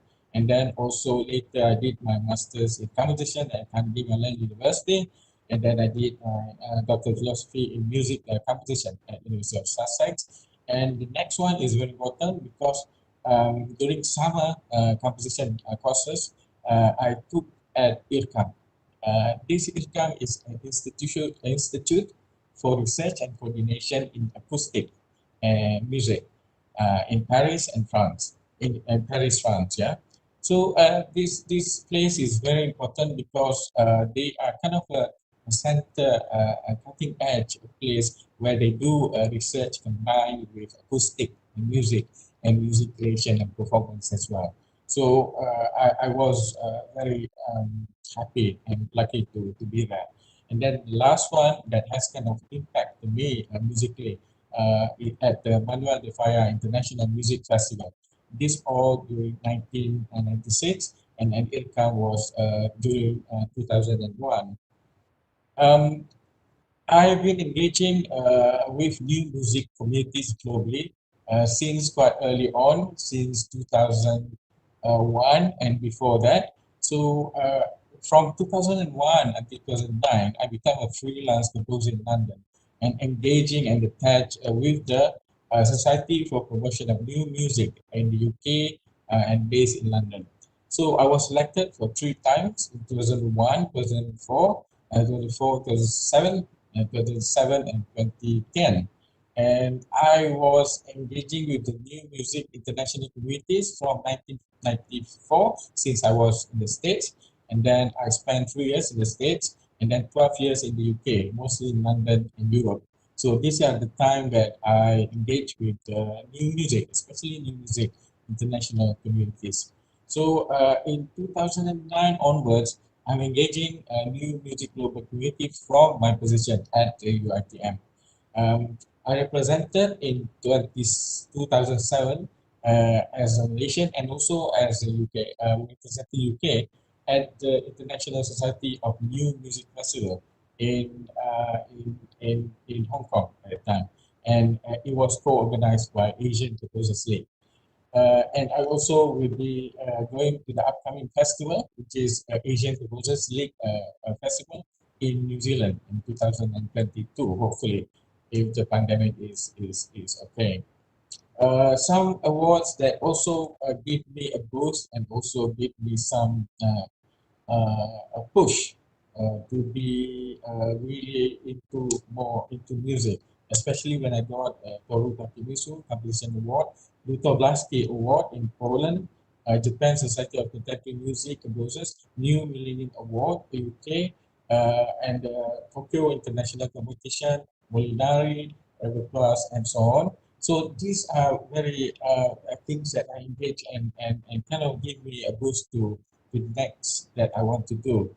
So the next is I got a creative plan to do my work, and then Negara and so on, and then the music where I top 10 magazine.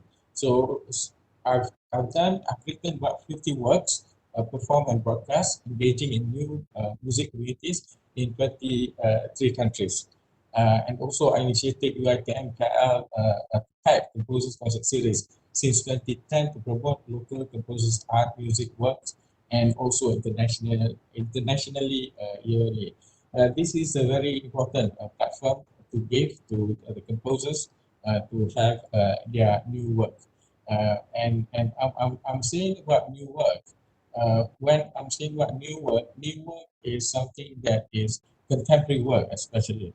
So it's more like classical music, but contemporary classical music, like traditional music, but contemporary traditional music. It's an art music in a way. So that's the best description maybe I can give for the music that I'm doing. So I have this. I think it was mentioned during the introduction by our TNCA earlier. So my music such as arabesque, tenunan, mediasi ukiran, damebati, pantun, and topography cycles is being inspired by or have been inspired by Malay Asian cultures, Islamic geometrical patterns, and Western European art combined with diverse contemporary cultural ideas. And Opera Puisido is my first opera integrating Malay traditional music such as Makyong music, gamelan, and the first in Malay language, and which was funded by the Ministry of Culture and Arts at the time. And it was premiere in Malaysia, Japan, and the UK. Currently, I'm the Dean of the Faculty of Music and also the President of the Society of Malaysian Contemporary Composer and the Vice President of Fulbright Alumni Association. And member of Persatuan Chopin Society Malaysia now. My music is published by Paper Score, Alexandra Dynamic Publication, and Atma Classic, recorded FMR Records and Arbasonic.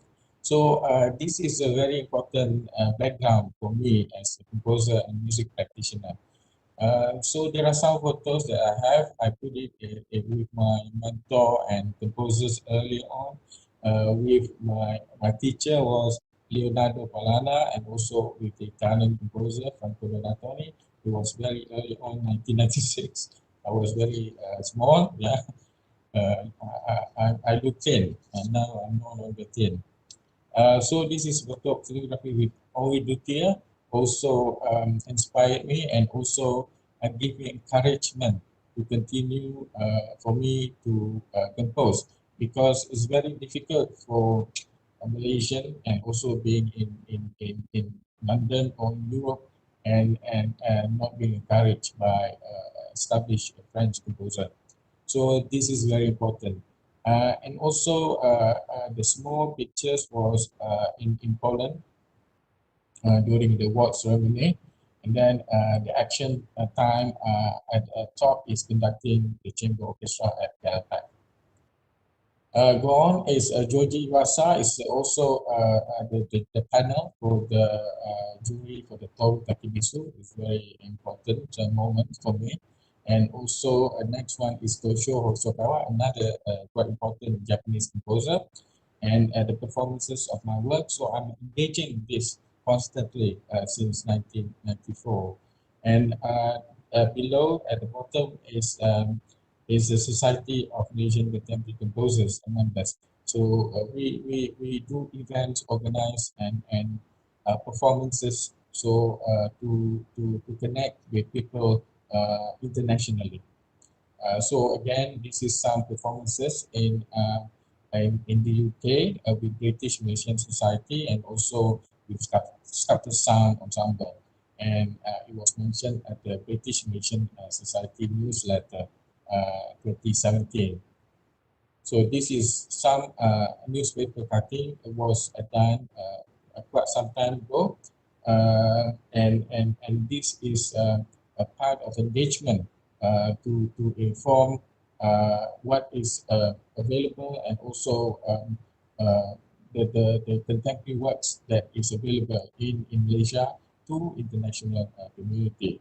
So there are some music reviewers from The Guardian, Le Devoir, Daily Telegraph, Germany, and in Malaysia, and also by the composers Robert Olich and Owi Butia. So go back to this Fulbright Scholar program. At the time, the Fulbright Award came at the right time for me to embark on a long held back research in composition. While I have done the research of Malaysian traditional elements at home, on contemporary compositional aspect, I need to know what are the latest development, especially at the top American music conservatories and universities.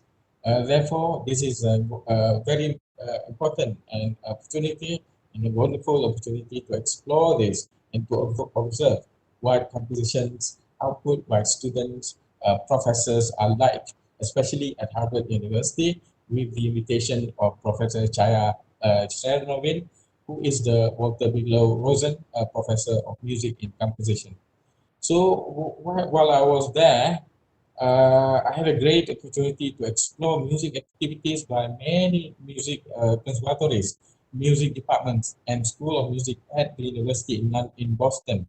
There are a lot of music school in Boston actually, and a lot of performances that you can go. That which I took the chance and opportunity to find, especially well, there are some charge, meaning there are some ticketing, but there are a lot of free one as well, provided by the universities.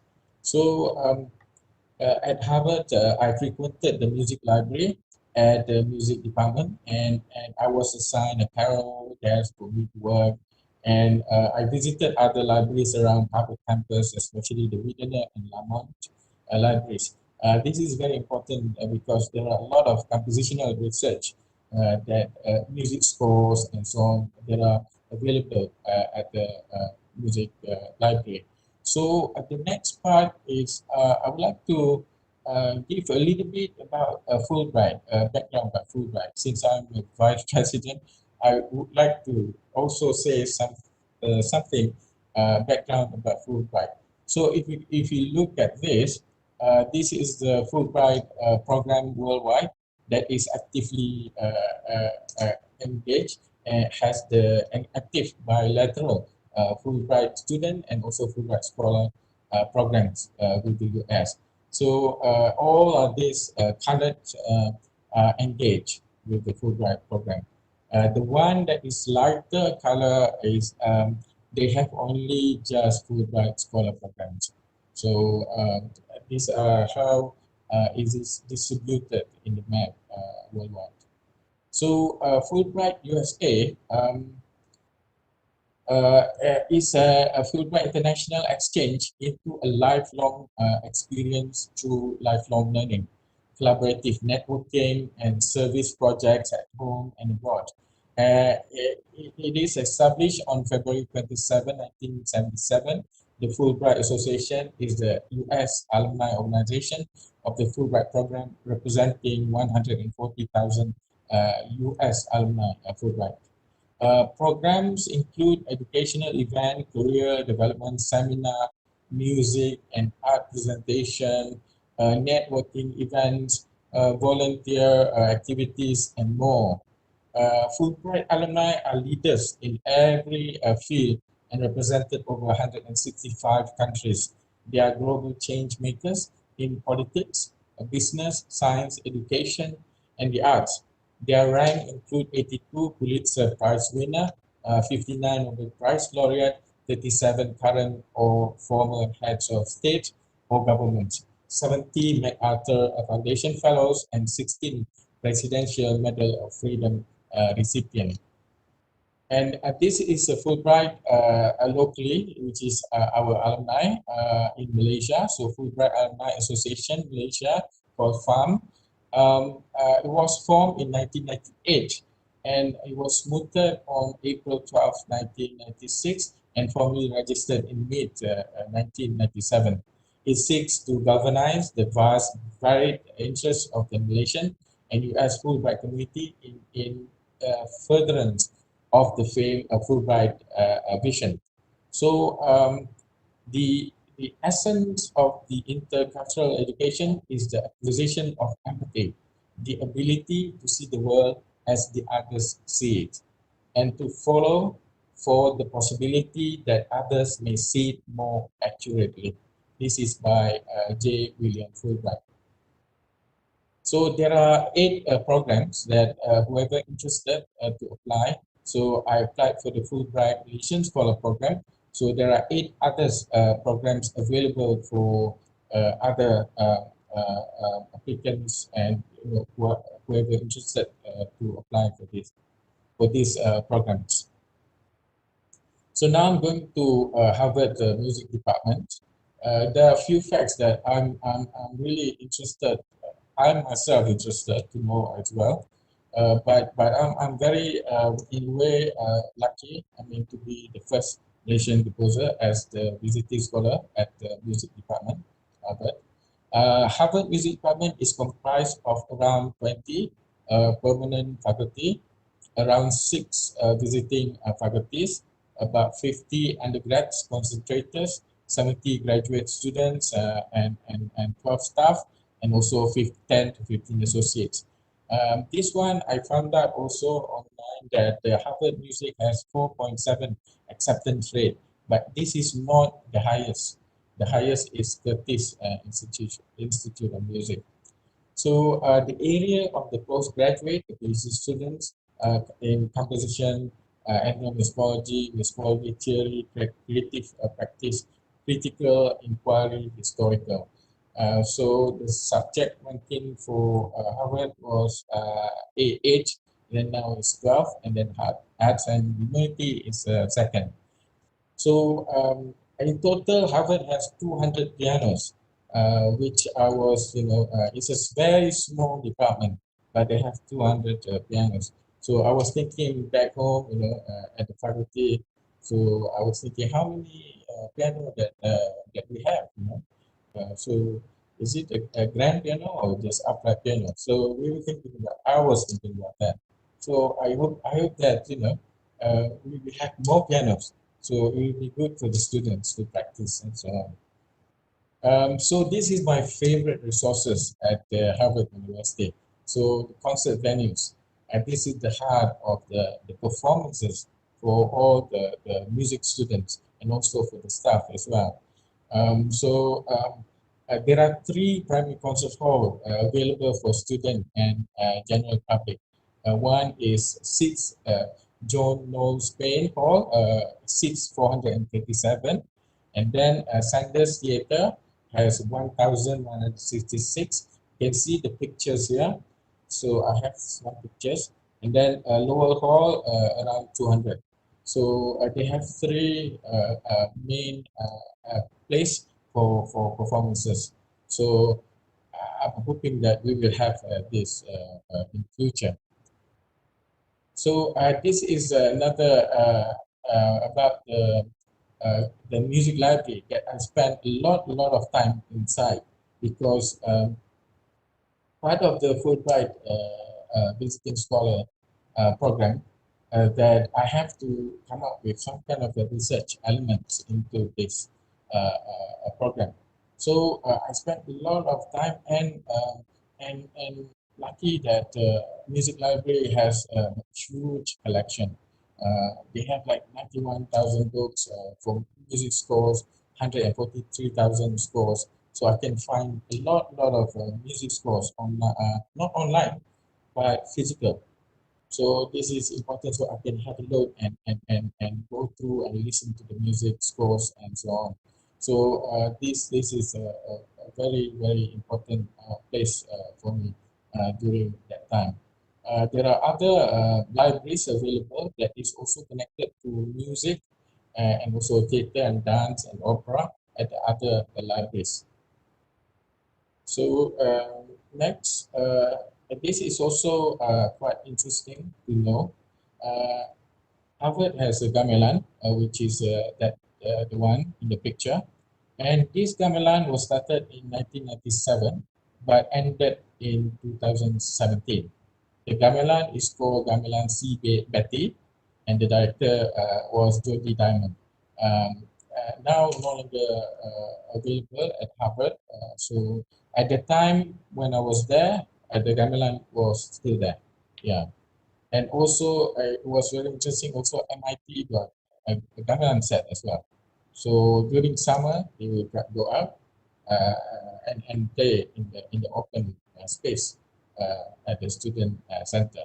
So this is very interesting and engaging to know that there are gamelan at the Harvard and also at MIT, and this we can engage with, especially intercultural programs and events.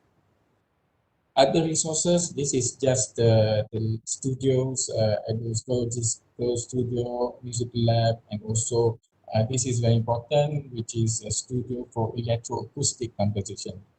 Because these are the new thing that is in composition combined, where you combine acoustic and then electronic music together. So, and this is a place to experiment with this new music. So I have a question here actually. How many music schools, conservatory department, faculty of music in Cambridge, Boston, and Massachusetts? So I was wondering how many actually. So I don't know the answer actually, but what from the search that I found, I think it's about 47 in total, just over there. Yeah. And and the first engagement when I was at Harvard is to give a talk, to give a presentation and sharing session about my work to the composition community at Harvard music department. So I came up with a mediating in hybrid cultures that eventually became part of my research. And and this also organized by the postgrad students. This event throughout the year they've already set the seminar yearly every year. So before the semester starts. So I have the chance to contribute to this and engage with them with the music composition programs and some photos, which is not very flattering, but I was on sabbatical, so I'm okay. Yeah. So yeah, I mean, this is during the presentation, and then some observations. This is very important during my year time at Harvard. Uh, I attended almost 50 music events, observing music practices in the conservatories, especially in composition and performances by students and faculty members, because it's very useful for me to experience and gaining insights on the quality and level, as well as the frequencies of event and their processing for implementation, so that I can bring it back to faculty.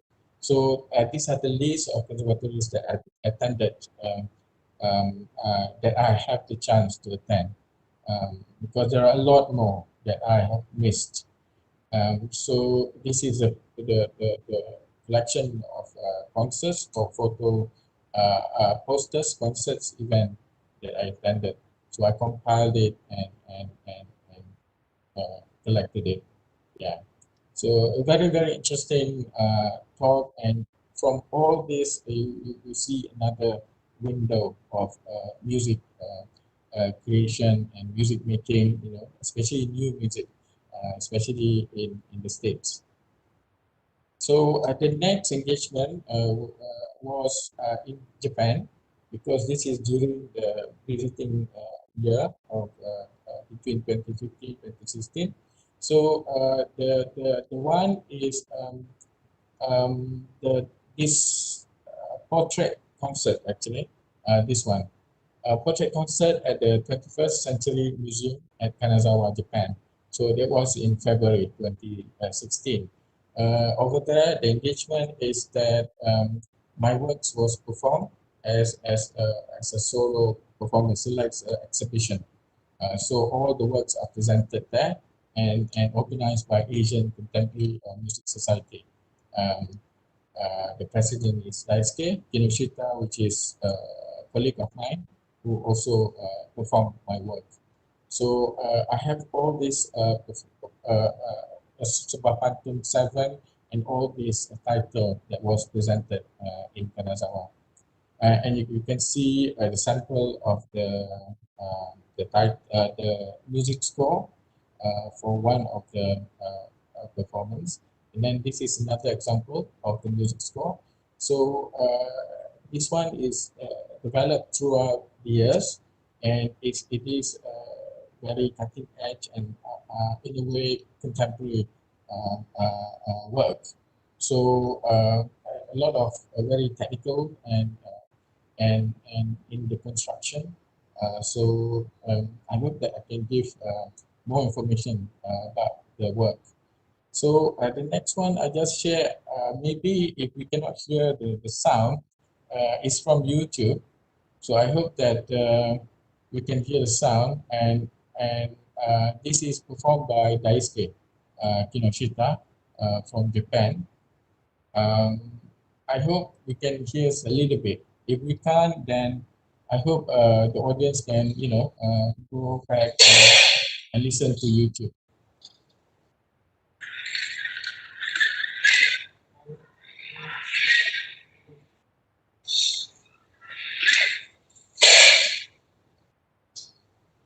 Dr. Z, can hear or not? Very soft. No, it's just like yesterday. Yeah, it's Okay. just the action, but no audio. Okay, okay. So maybe no sound, yeah, but to see just the action of the performer for now. So hopefully in the YouTube, it's available in YouTube. So you can see the action of the performer is being, the playing itself is very different from the normal playing of it. So stop there, very brief. Prof, maybe another 10 minutes to wrap up. 4 minutes, yeah? Okay. Yeah, 10 minutes. 10 minutes, okay, sure. Yeah. Thank you. Okay, this is another engagement that I did at the Malaysian Composer Series. So I just, it's just to see the photos. There are some scores, and then also the arrangement of the gamelan, which was performed. Yeah. So I will go very quickly. I will not play this. This is also available online. Performed by Max Schiffer, a German pianist. And he's playing it as a solo gamelan. So next one is Soundbridge Festival. We have this organized by Tiong Chong and also the Society of Malaysian Contemporary Composers.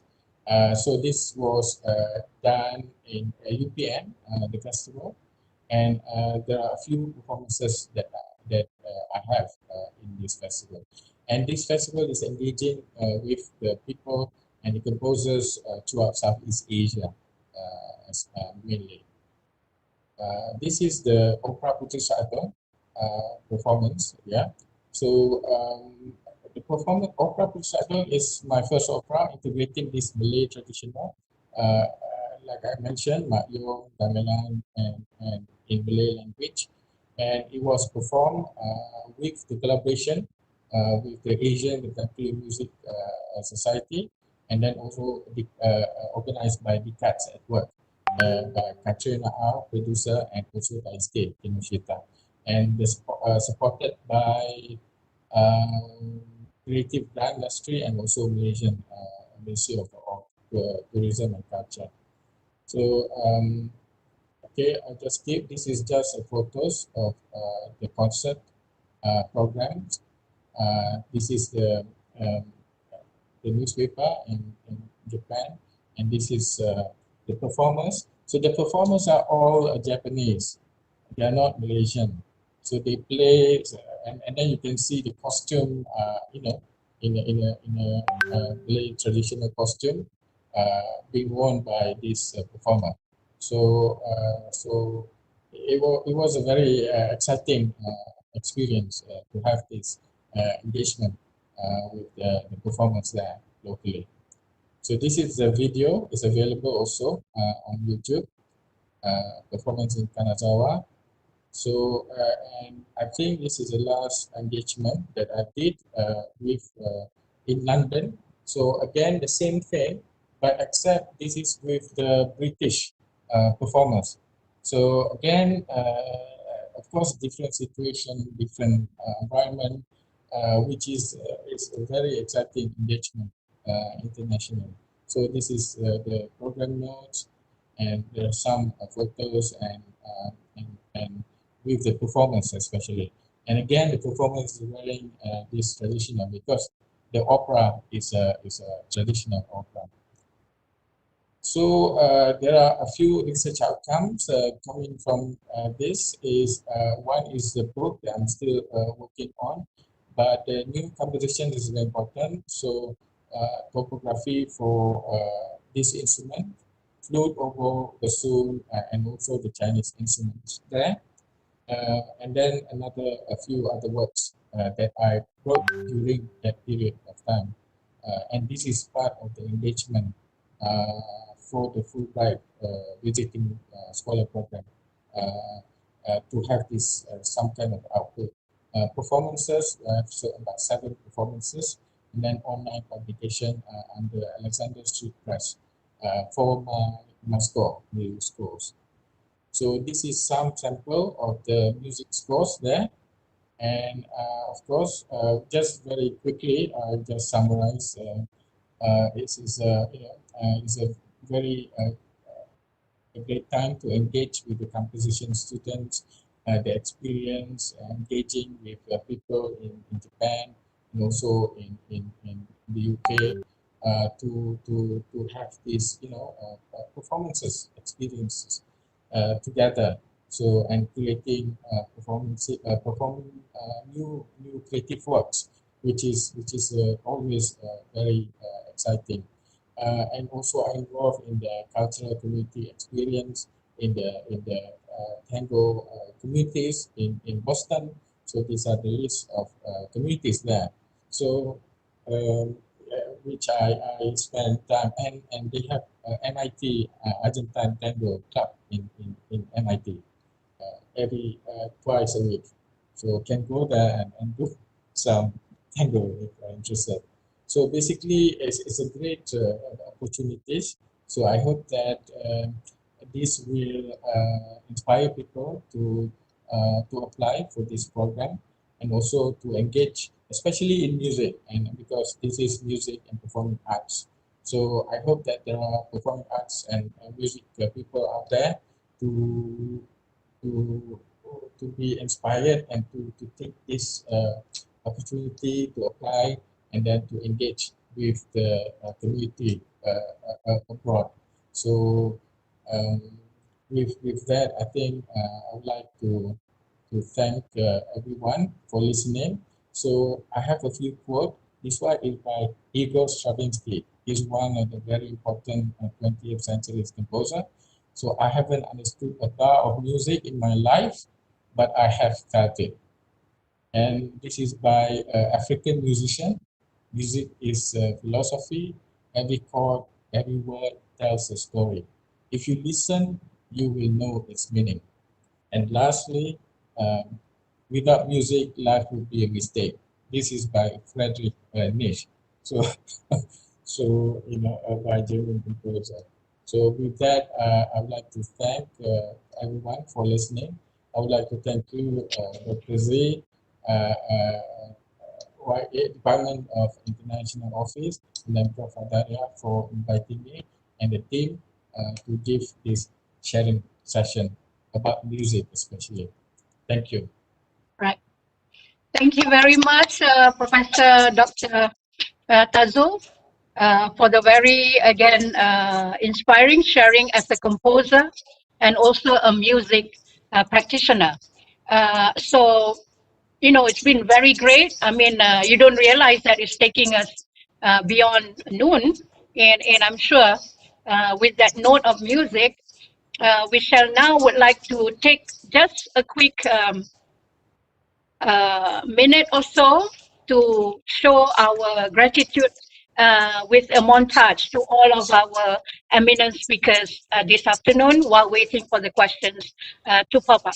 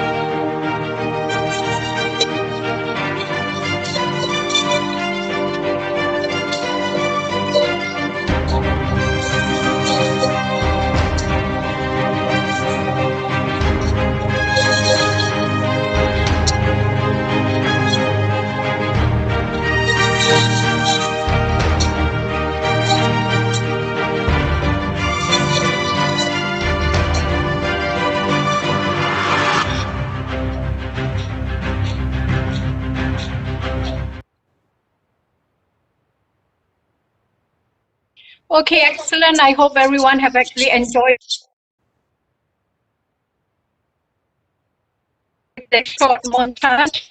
And I was told that in our pigeonhole, very panelists. So I hope the panelists can spare just a few more minutes to be with us. So then we can actually look at the questions. Okay. All right. And well, again, we have a question from Indonesia. I'm from Indonesia, interesting grant for research. So maybe can share requirement and procedure also linked to get that kind of information, Irwan. Right. So I'm not sure specifically, but I guess generally, all right. Interesting with grant for research, so maybe can share some requirements or some procedures. I think maybe Fulbright, maybe other form of grants. So any of our panelists, please.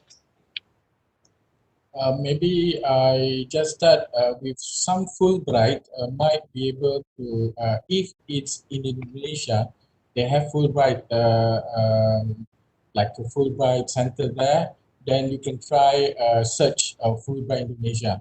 So, and then they might have this list of programs that I shown earlier. So that would be a way to get like a Fulbright grant. But other than that, you can search also in the Fulbright website, worldwide, international Fulbright website. You can also go to that link and then try to find out some list of grants available there. All types of grants are available in that site. So that's what I can say. And also maybe in Indonesia, there are some a grant site that is available to search locally there. That would be a good thing to search and to apply. I think that's my my thoughts. Right. Thank you, Prof. Tazo. I think we'll move on to more questions. To Dato Rahmat. Dato, thank you for making UITM known globally. How would or could you mold UITM staff to achieve what you went through? Wow, Dato, this is a request here. So I pass it to Dato. Unmute, please, Dato. Thank you for the question. Um,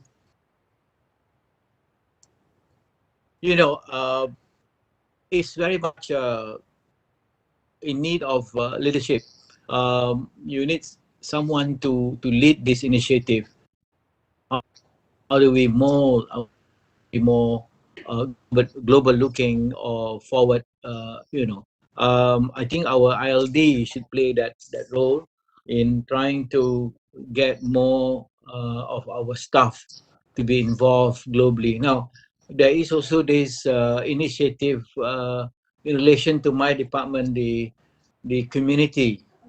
I think we have signed a few very important MOU with intergovernmental organization and also NGO, which are very much involved in international community work. And I think that is one way where you can start going into your initiative on a global activities. But I think we need to initiate that. I agree that many are not given as much opportunity. Uh, maybe I'm one of those who are lucky to get involved, being invited by the government. But just there are so many things. There are so many things outside there, not necessarily governmental work, but also non-governmental work. I mean, if you browse in United Nations, for example, now they are working very closely with NGOs, with civil societies, so you can get yourself enroll and get yourself involved in those kind of initiatives when you talk about climate change or sustainable development goals, so on and so forth. But I agree that LD should play that role. ID should initiate it, especially on how do we go into global leadership, for example. I think I'm very I would like to volunteer. I would like to, anytime if they call me, I would like to contribute in that sense, you know. But I think the important thing is that our warga must have this global perspective of things, you know. It is very important at the moment. In the wake of COVID-19, I think we have to be more global in that sense. So there are a lot of opportunity, but I think, as I said, I would like to emphasize the role of ILD there to play this or to get this initiative run. Thank you, Dr. Zainab.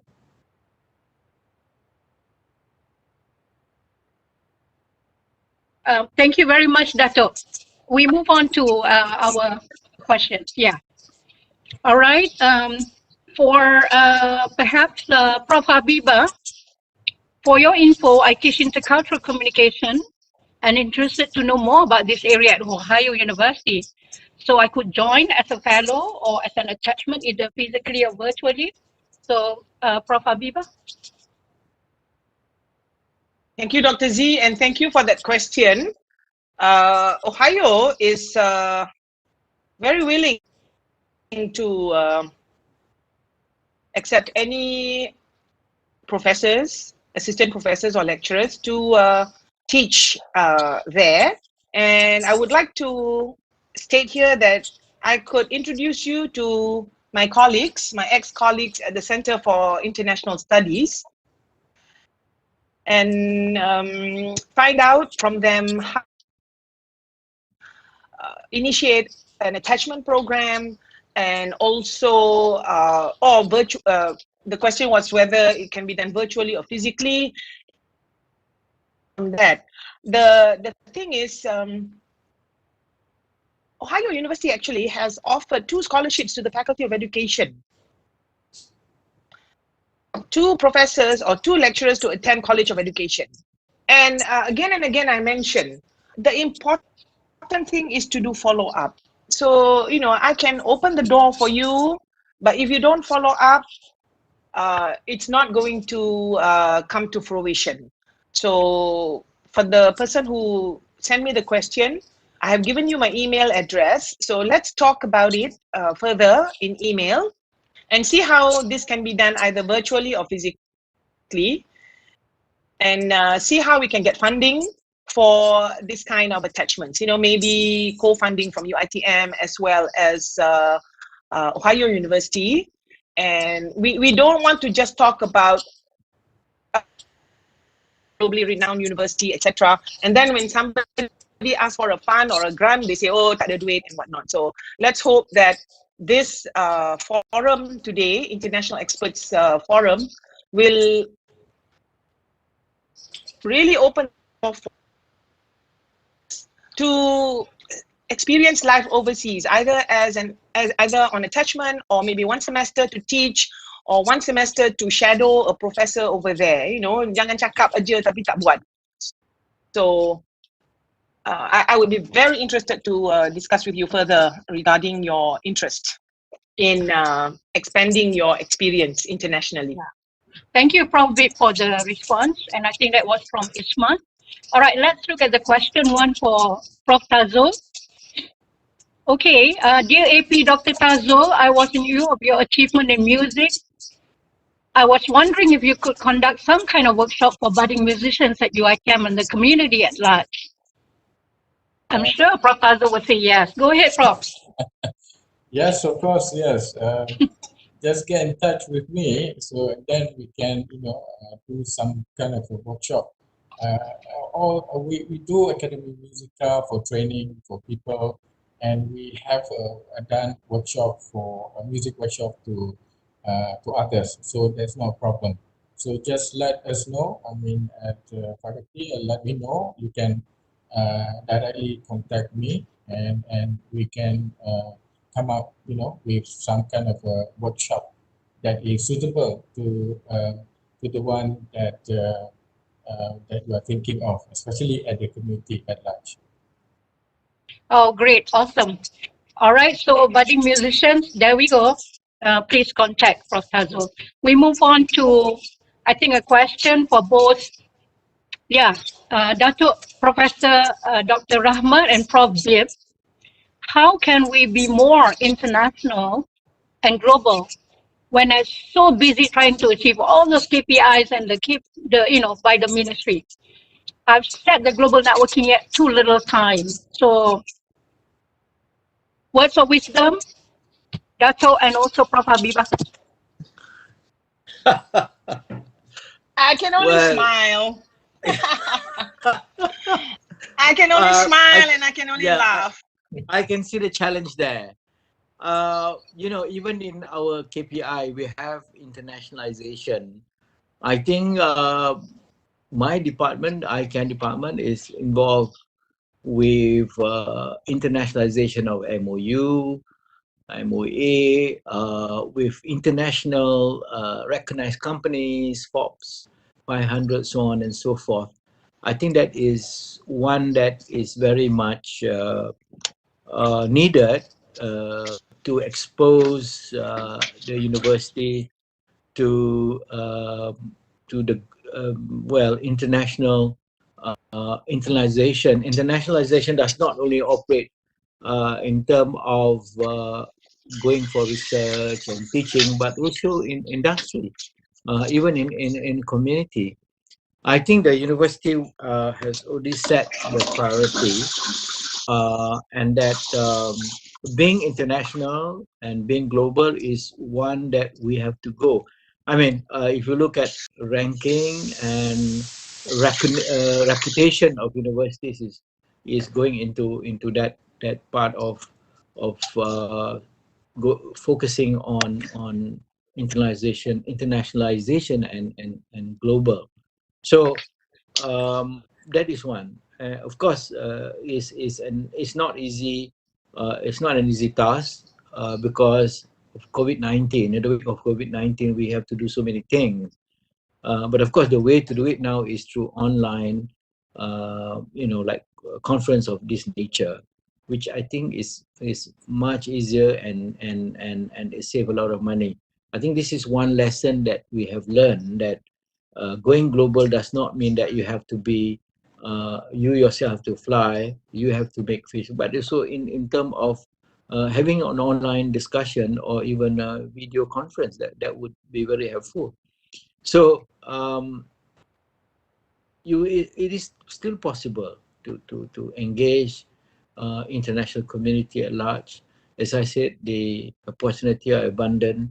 It depends on us really. What do we want? Because I will regularly have my network of young lecturers going to Indonesia, Brunei, or ASEAN via online discussion or meetings or even conference or webinar. I think one webinar, international webinar now is very rampant. It's much easier to handle than going through the physical way of conferencing. Or I think it is still possible despite the challenges. For every there is always opportunity in situation like this, and we have to be creative. I don't see the difficulties. KPI, yes, true, it is a challenge that you have to go through. This is the requirement, but that does not stop or limit us from setting our network globally or internationally. So that's my thoughts on that. Thank you, Dr. Thank you very much, Dato, for responding to that question. I think it's from Dr. Lily, that question. All right.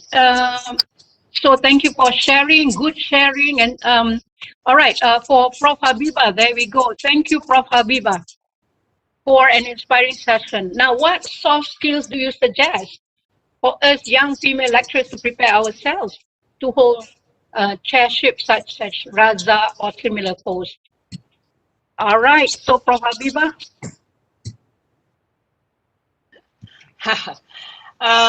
Let me answer the question that was also answered by Dr. Rahman earlier.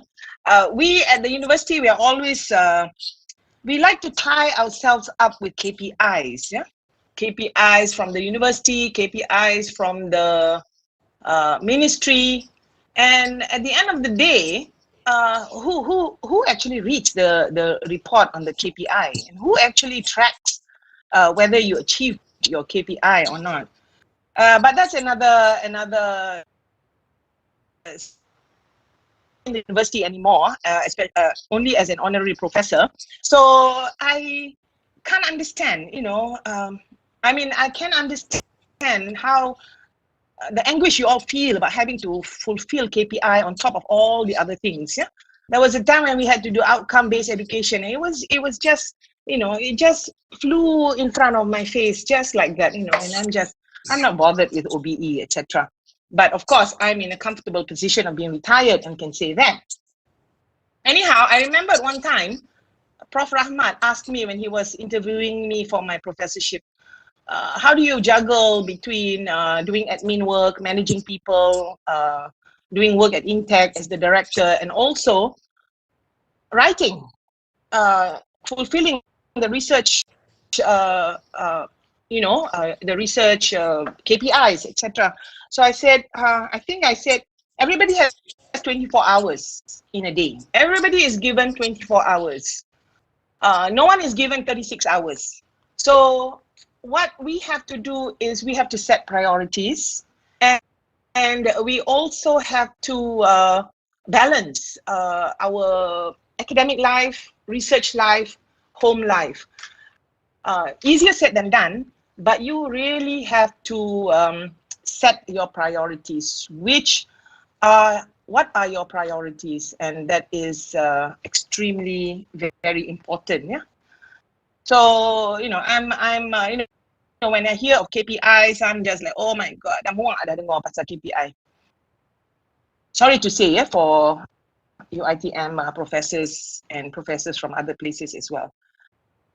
To the next question, I actually don't consider myself a female or a male. I consider myself as a person.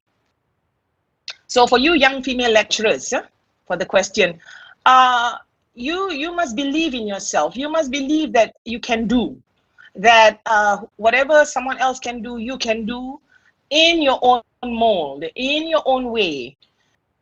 And so whether you're a female lecturer or a male lecturer, if you believe in yourself, if you respect yourself, like Dr. Rahmat said, humility is a very important quality. You respect people, you respect yourself, you have expectations for yourself, and you set your priorities right, and you get the support of your family. You can go actually very far. I get the support of my immediate family, my husband and my children, as well as my sisters and my brothers-in-law and my nieces and my nephews. They all support me in whatever endeavor that I carry out. And even now, I think a few of them are actually watching the forum right now in support of their sister.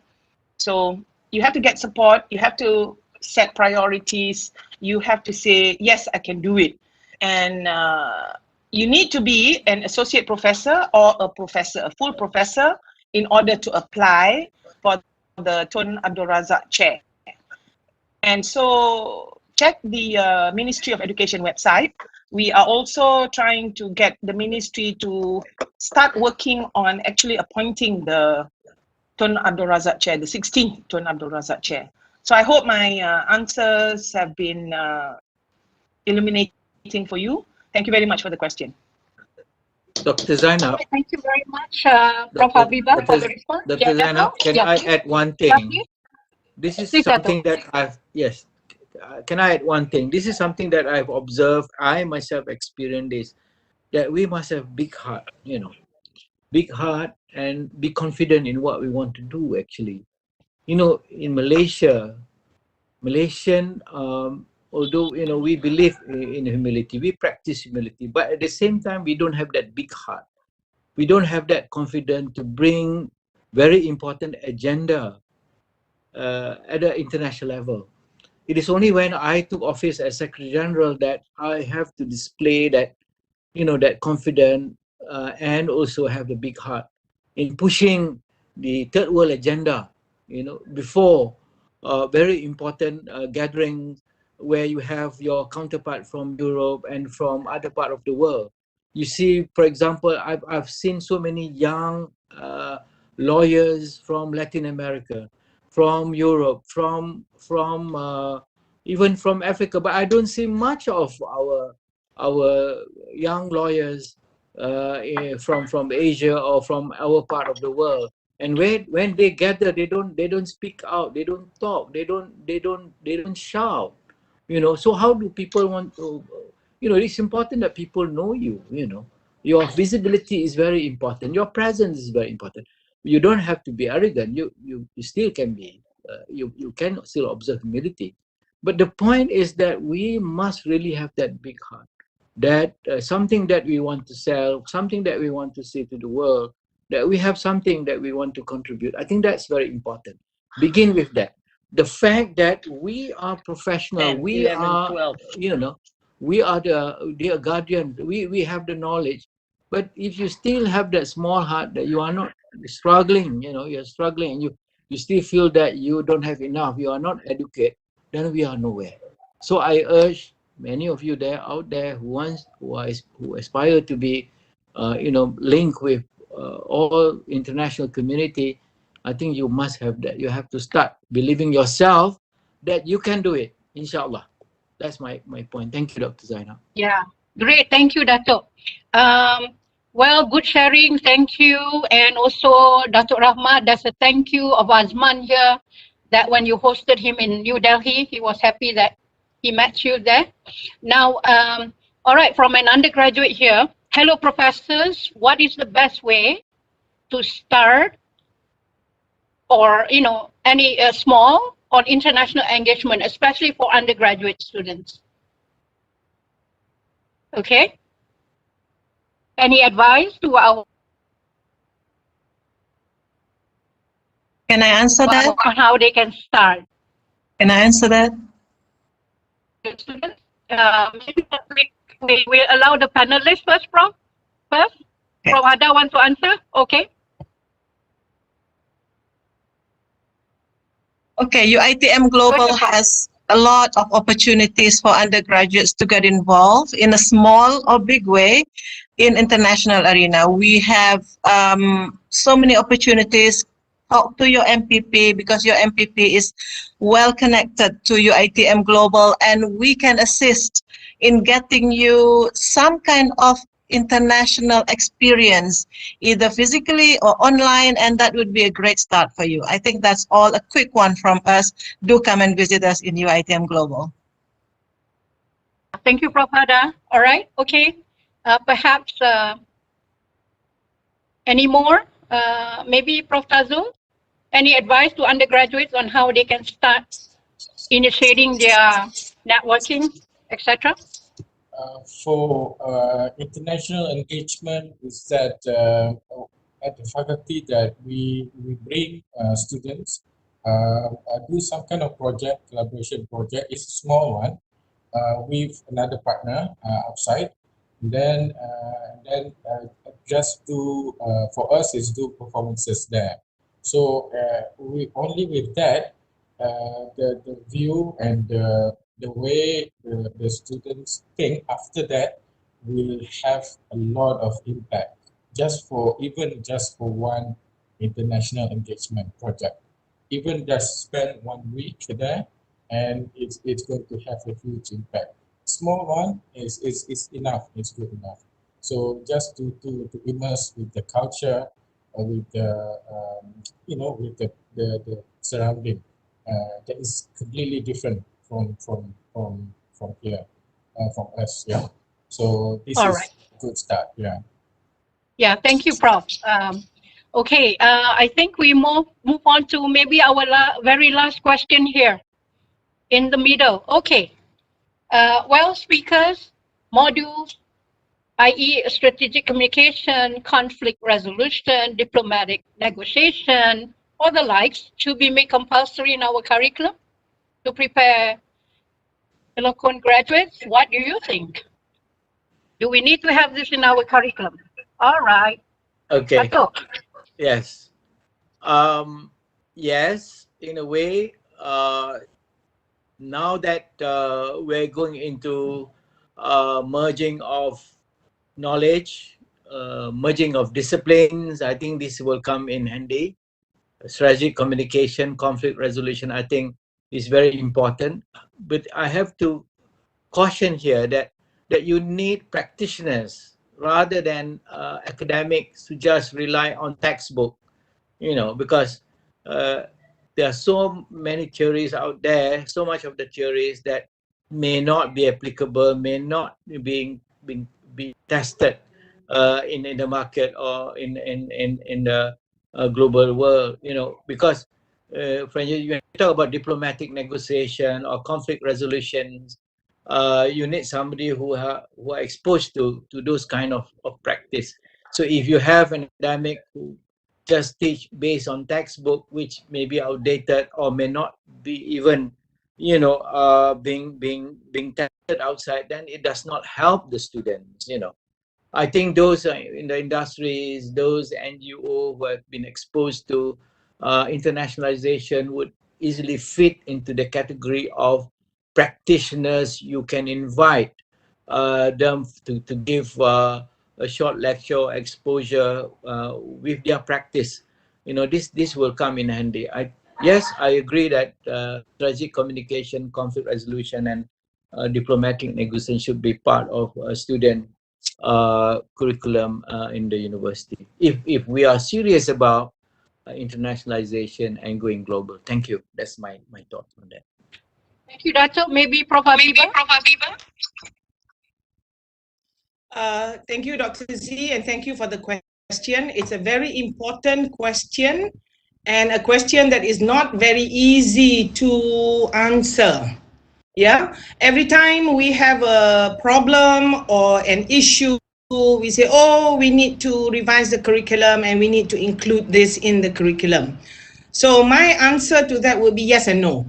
Yes, because it's important, but no, because then our present curriculum will be so watered down, and with the inclusion of diplomatic negotiation or strategic communication or whatever, what I would like to see is all these elements be in the present curriculum, maybe in all subjects across curriculum, rather than have one specific course or subject on diplomatic negotiation, strategic communication, conflict resolution. I don't know how this will be addressed in hard sciences, like in engineering or in science. But certainly in humanities and social science, we have subjects which will address these kind of problems or these kind of issues. I do also remember that HEP, Hal Ehwal Pelajar Uitm, has something like a finishing school where soft skills are taught, or seminars on soft skills are given to what do you call that, graduating students, finishing school, if I'm not mistaken. The other thing is, I was thinking about my life as an undergraduate student, because did this come from an undergraduate person? But anyway, I don't think I was ever taught diplomatic negotiation or strategic communication. These are skills that you develop through life skills. And I think we become what we are through the experiences that we have, through the people that we meet, through the engagements that we carry out. So whether we are, a good speaker or a bad speaker, a good presenter or a bad presenter, we can't teach you all everything at the university. There are certain things you have to do and learn by yourself. And changing the curriculum will not be the answer. But once you have engaged with international partners, the important thing is to maintain and sustain and continue the collaboration. Jangan hangat-hangat tarik ayam aja dari mula, and then after that lupa, and then the MOU pun will die a natural death. So You have to maintain, sustain, continue the discussion, the negotiation. I'll give you a good example. And it's my own example with people from Department of International Activities, Dr. Z, Cik Asmahan. We are now working with Miami University, Ohio, to apply for a grant from the US Embassy to have research on democratic education and civic education in Malaysia and the US to extend bilateral cooperation between the US and Malaysia. You know how this come about? This came about because you sustain your networking. You continue your collaboration. You do not stop the conversation. So that's why when people are looking for research partners, they look at UITM, they look at Department of International Activities and say, hey, there's some people we can work with. They email us and we email them back. And we have now completed our proposal and we are now waiting for the US Embassy to see whether we win the US $125,000 grant to carry out this bilateral collaboration between US and Malaysia.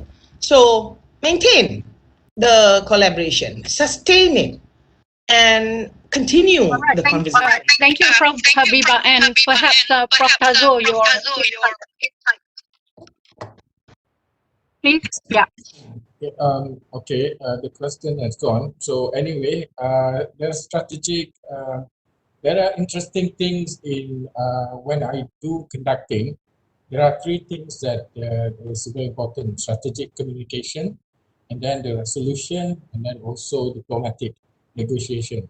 That involve that kind of skills, but in a way, in a kind of um, uh, in a digital sense, to get people involved and to get performances outcome eventually. So in a way, whether it can be in the curriculum, this one is a difficult question to be embedded in the curriculum, but maybe in a way that is much more hybrid, where it can be part of the bidang, the arts, or any bidang, integrated inside that as a practical practical aspects of it. So it can be, it can be implemented in that way. I think that's my thoughts. Yeah. Thank you to all the eminent panelists for your responses to those questions. I know we don't have the whole day, but I'm sure there will be more engagements to come because people are very much interested in this topic. It's only the first one. So I shall pass it to Professor Hadaria, our Assistant Vice Chancellor, for the closing remarks. Professor Hada, to you. Thank you very much, Dr. Z. So I will share a little slide that I have. Are you seeing my slide?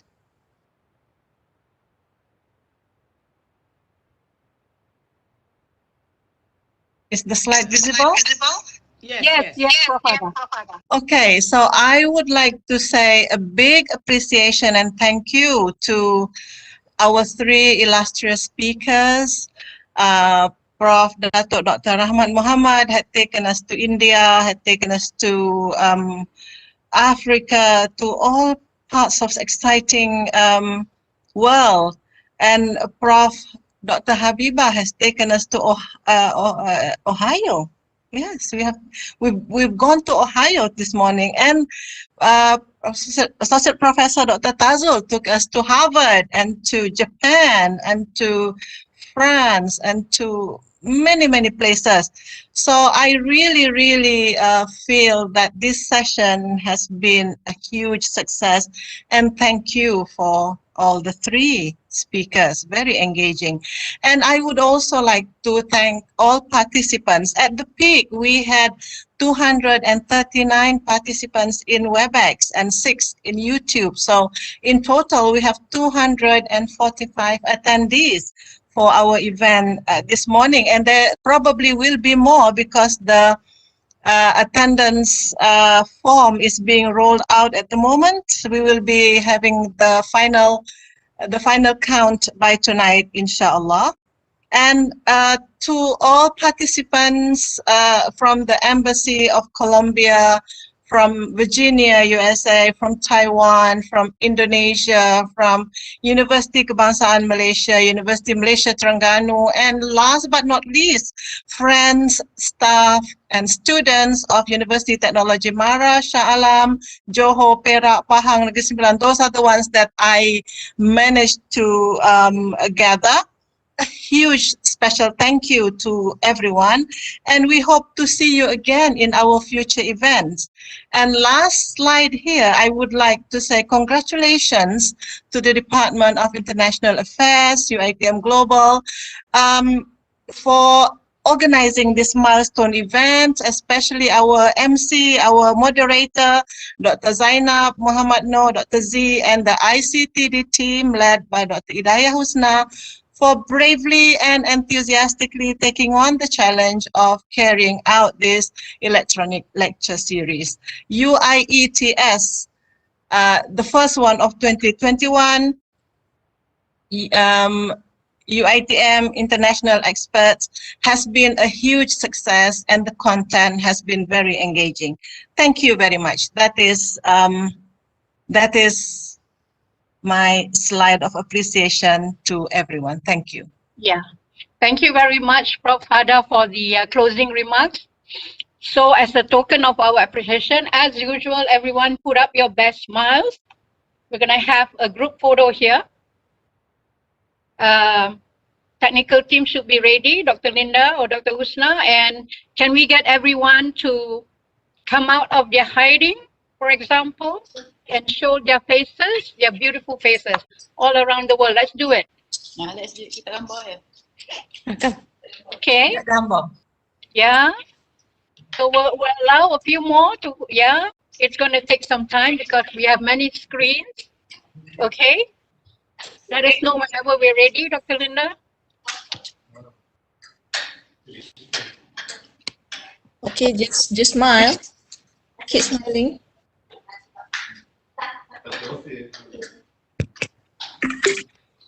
Look at your camera and keep smiling.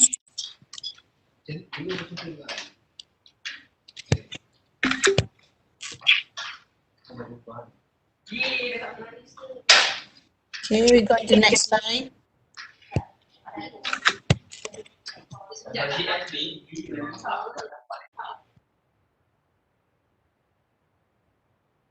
Okay, another one.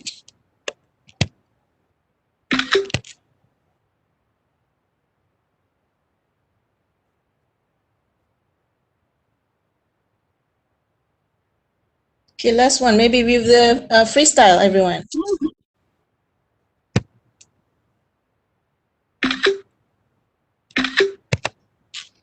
Okay, that's it. All right. Thank you, everybody.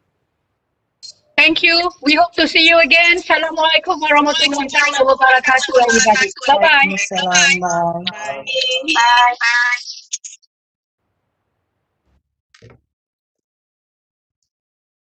And Prof. Bye, Prof. Bye, Dr. Rahmat. Thank you. Bye. Bye, Dr. Fazul.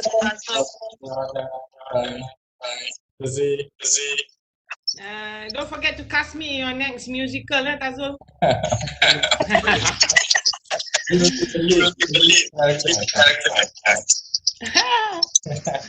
Bye, Dr. Fazul.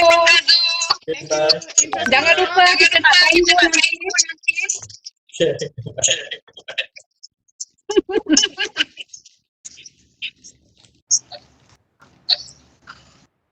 Don't forget to SMS me, Izzy.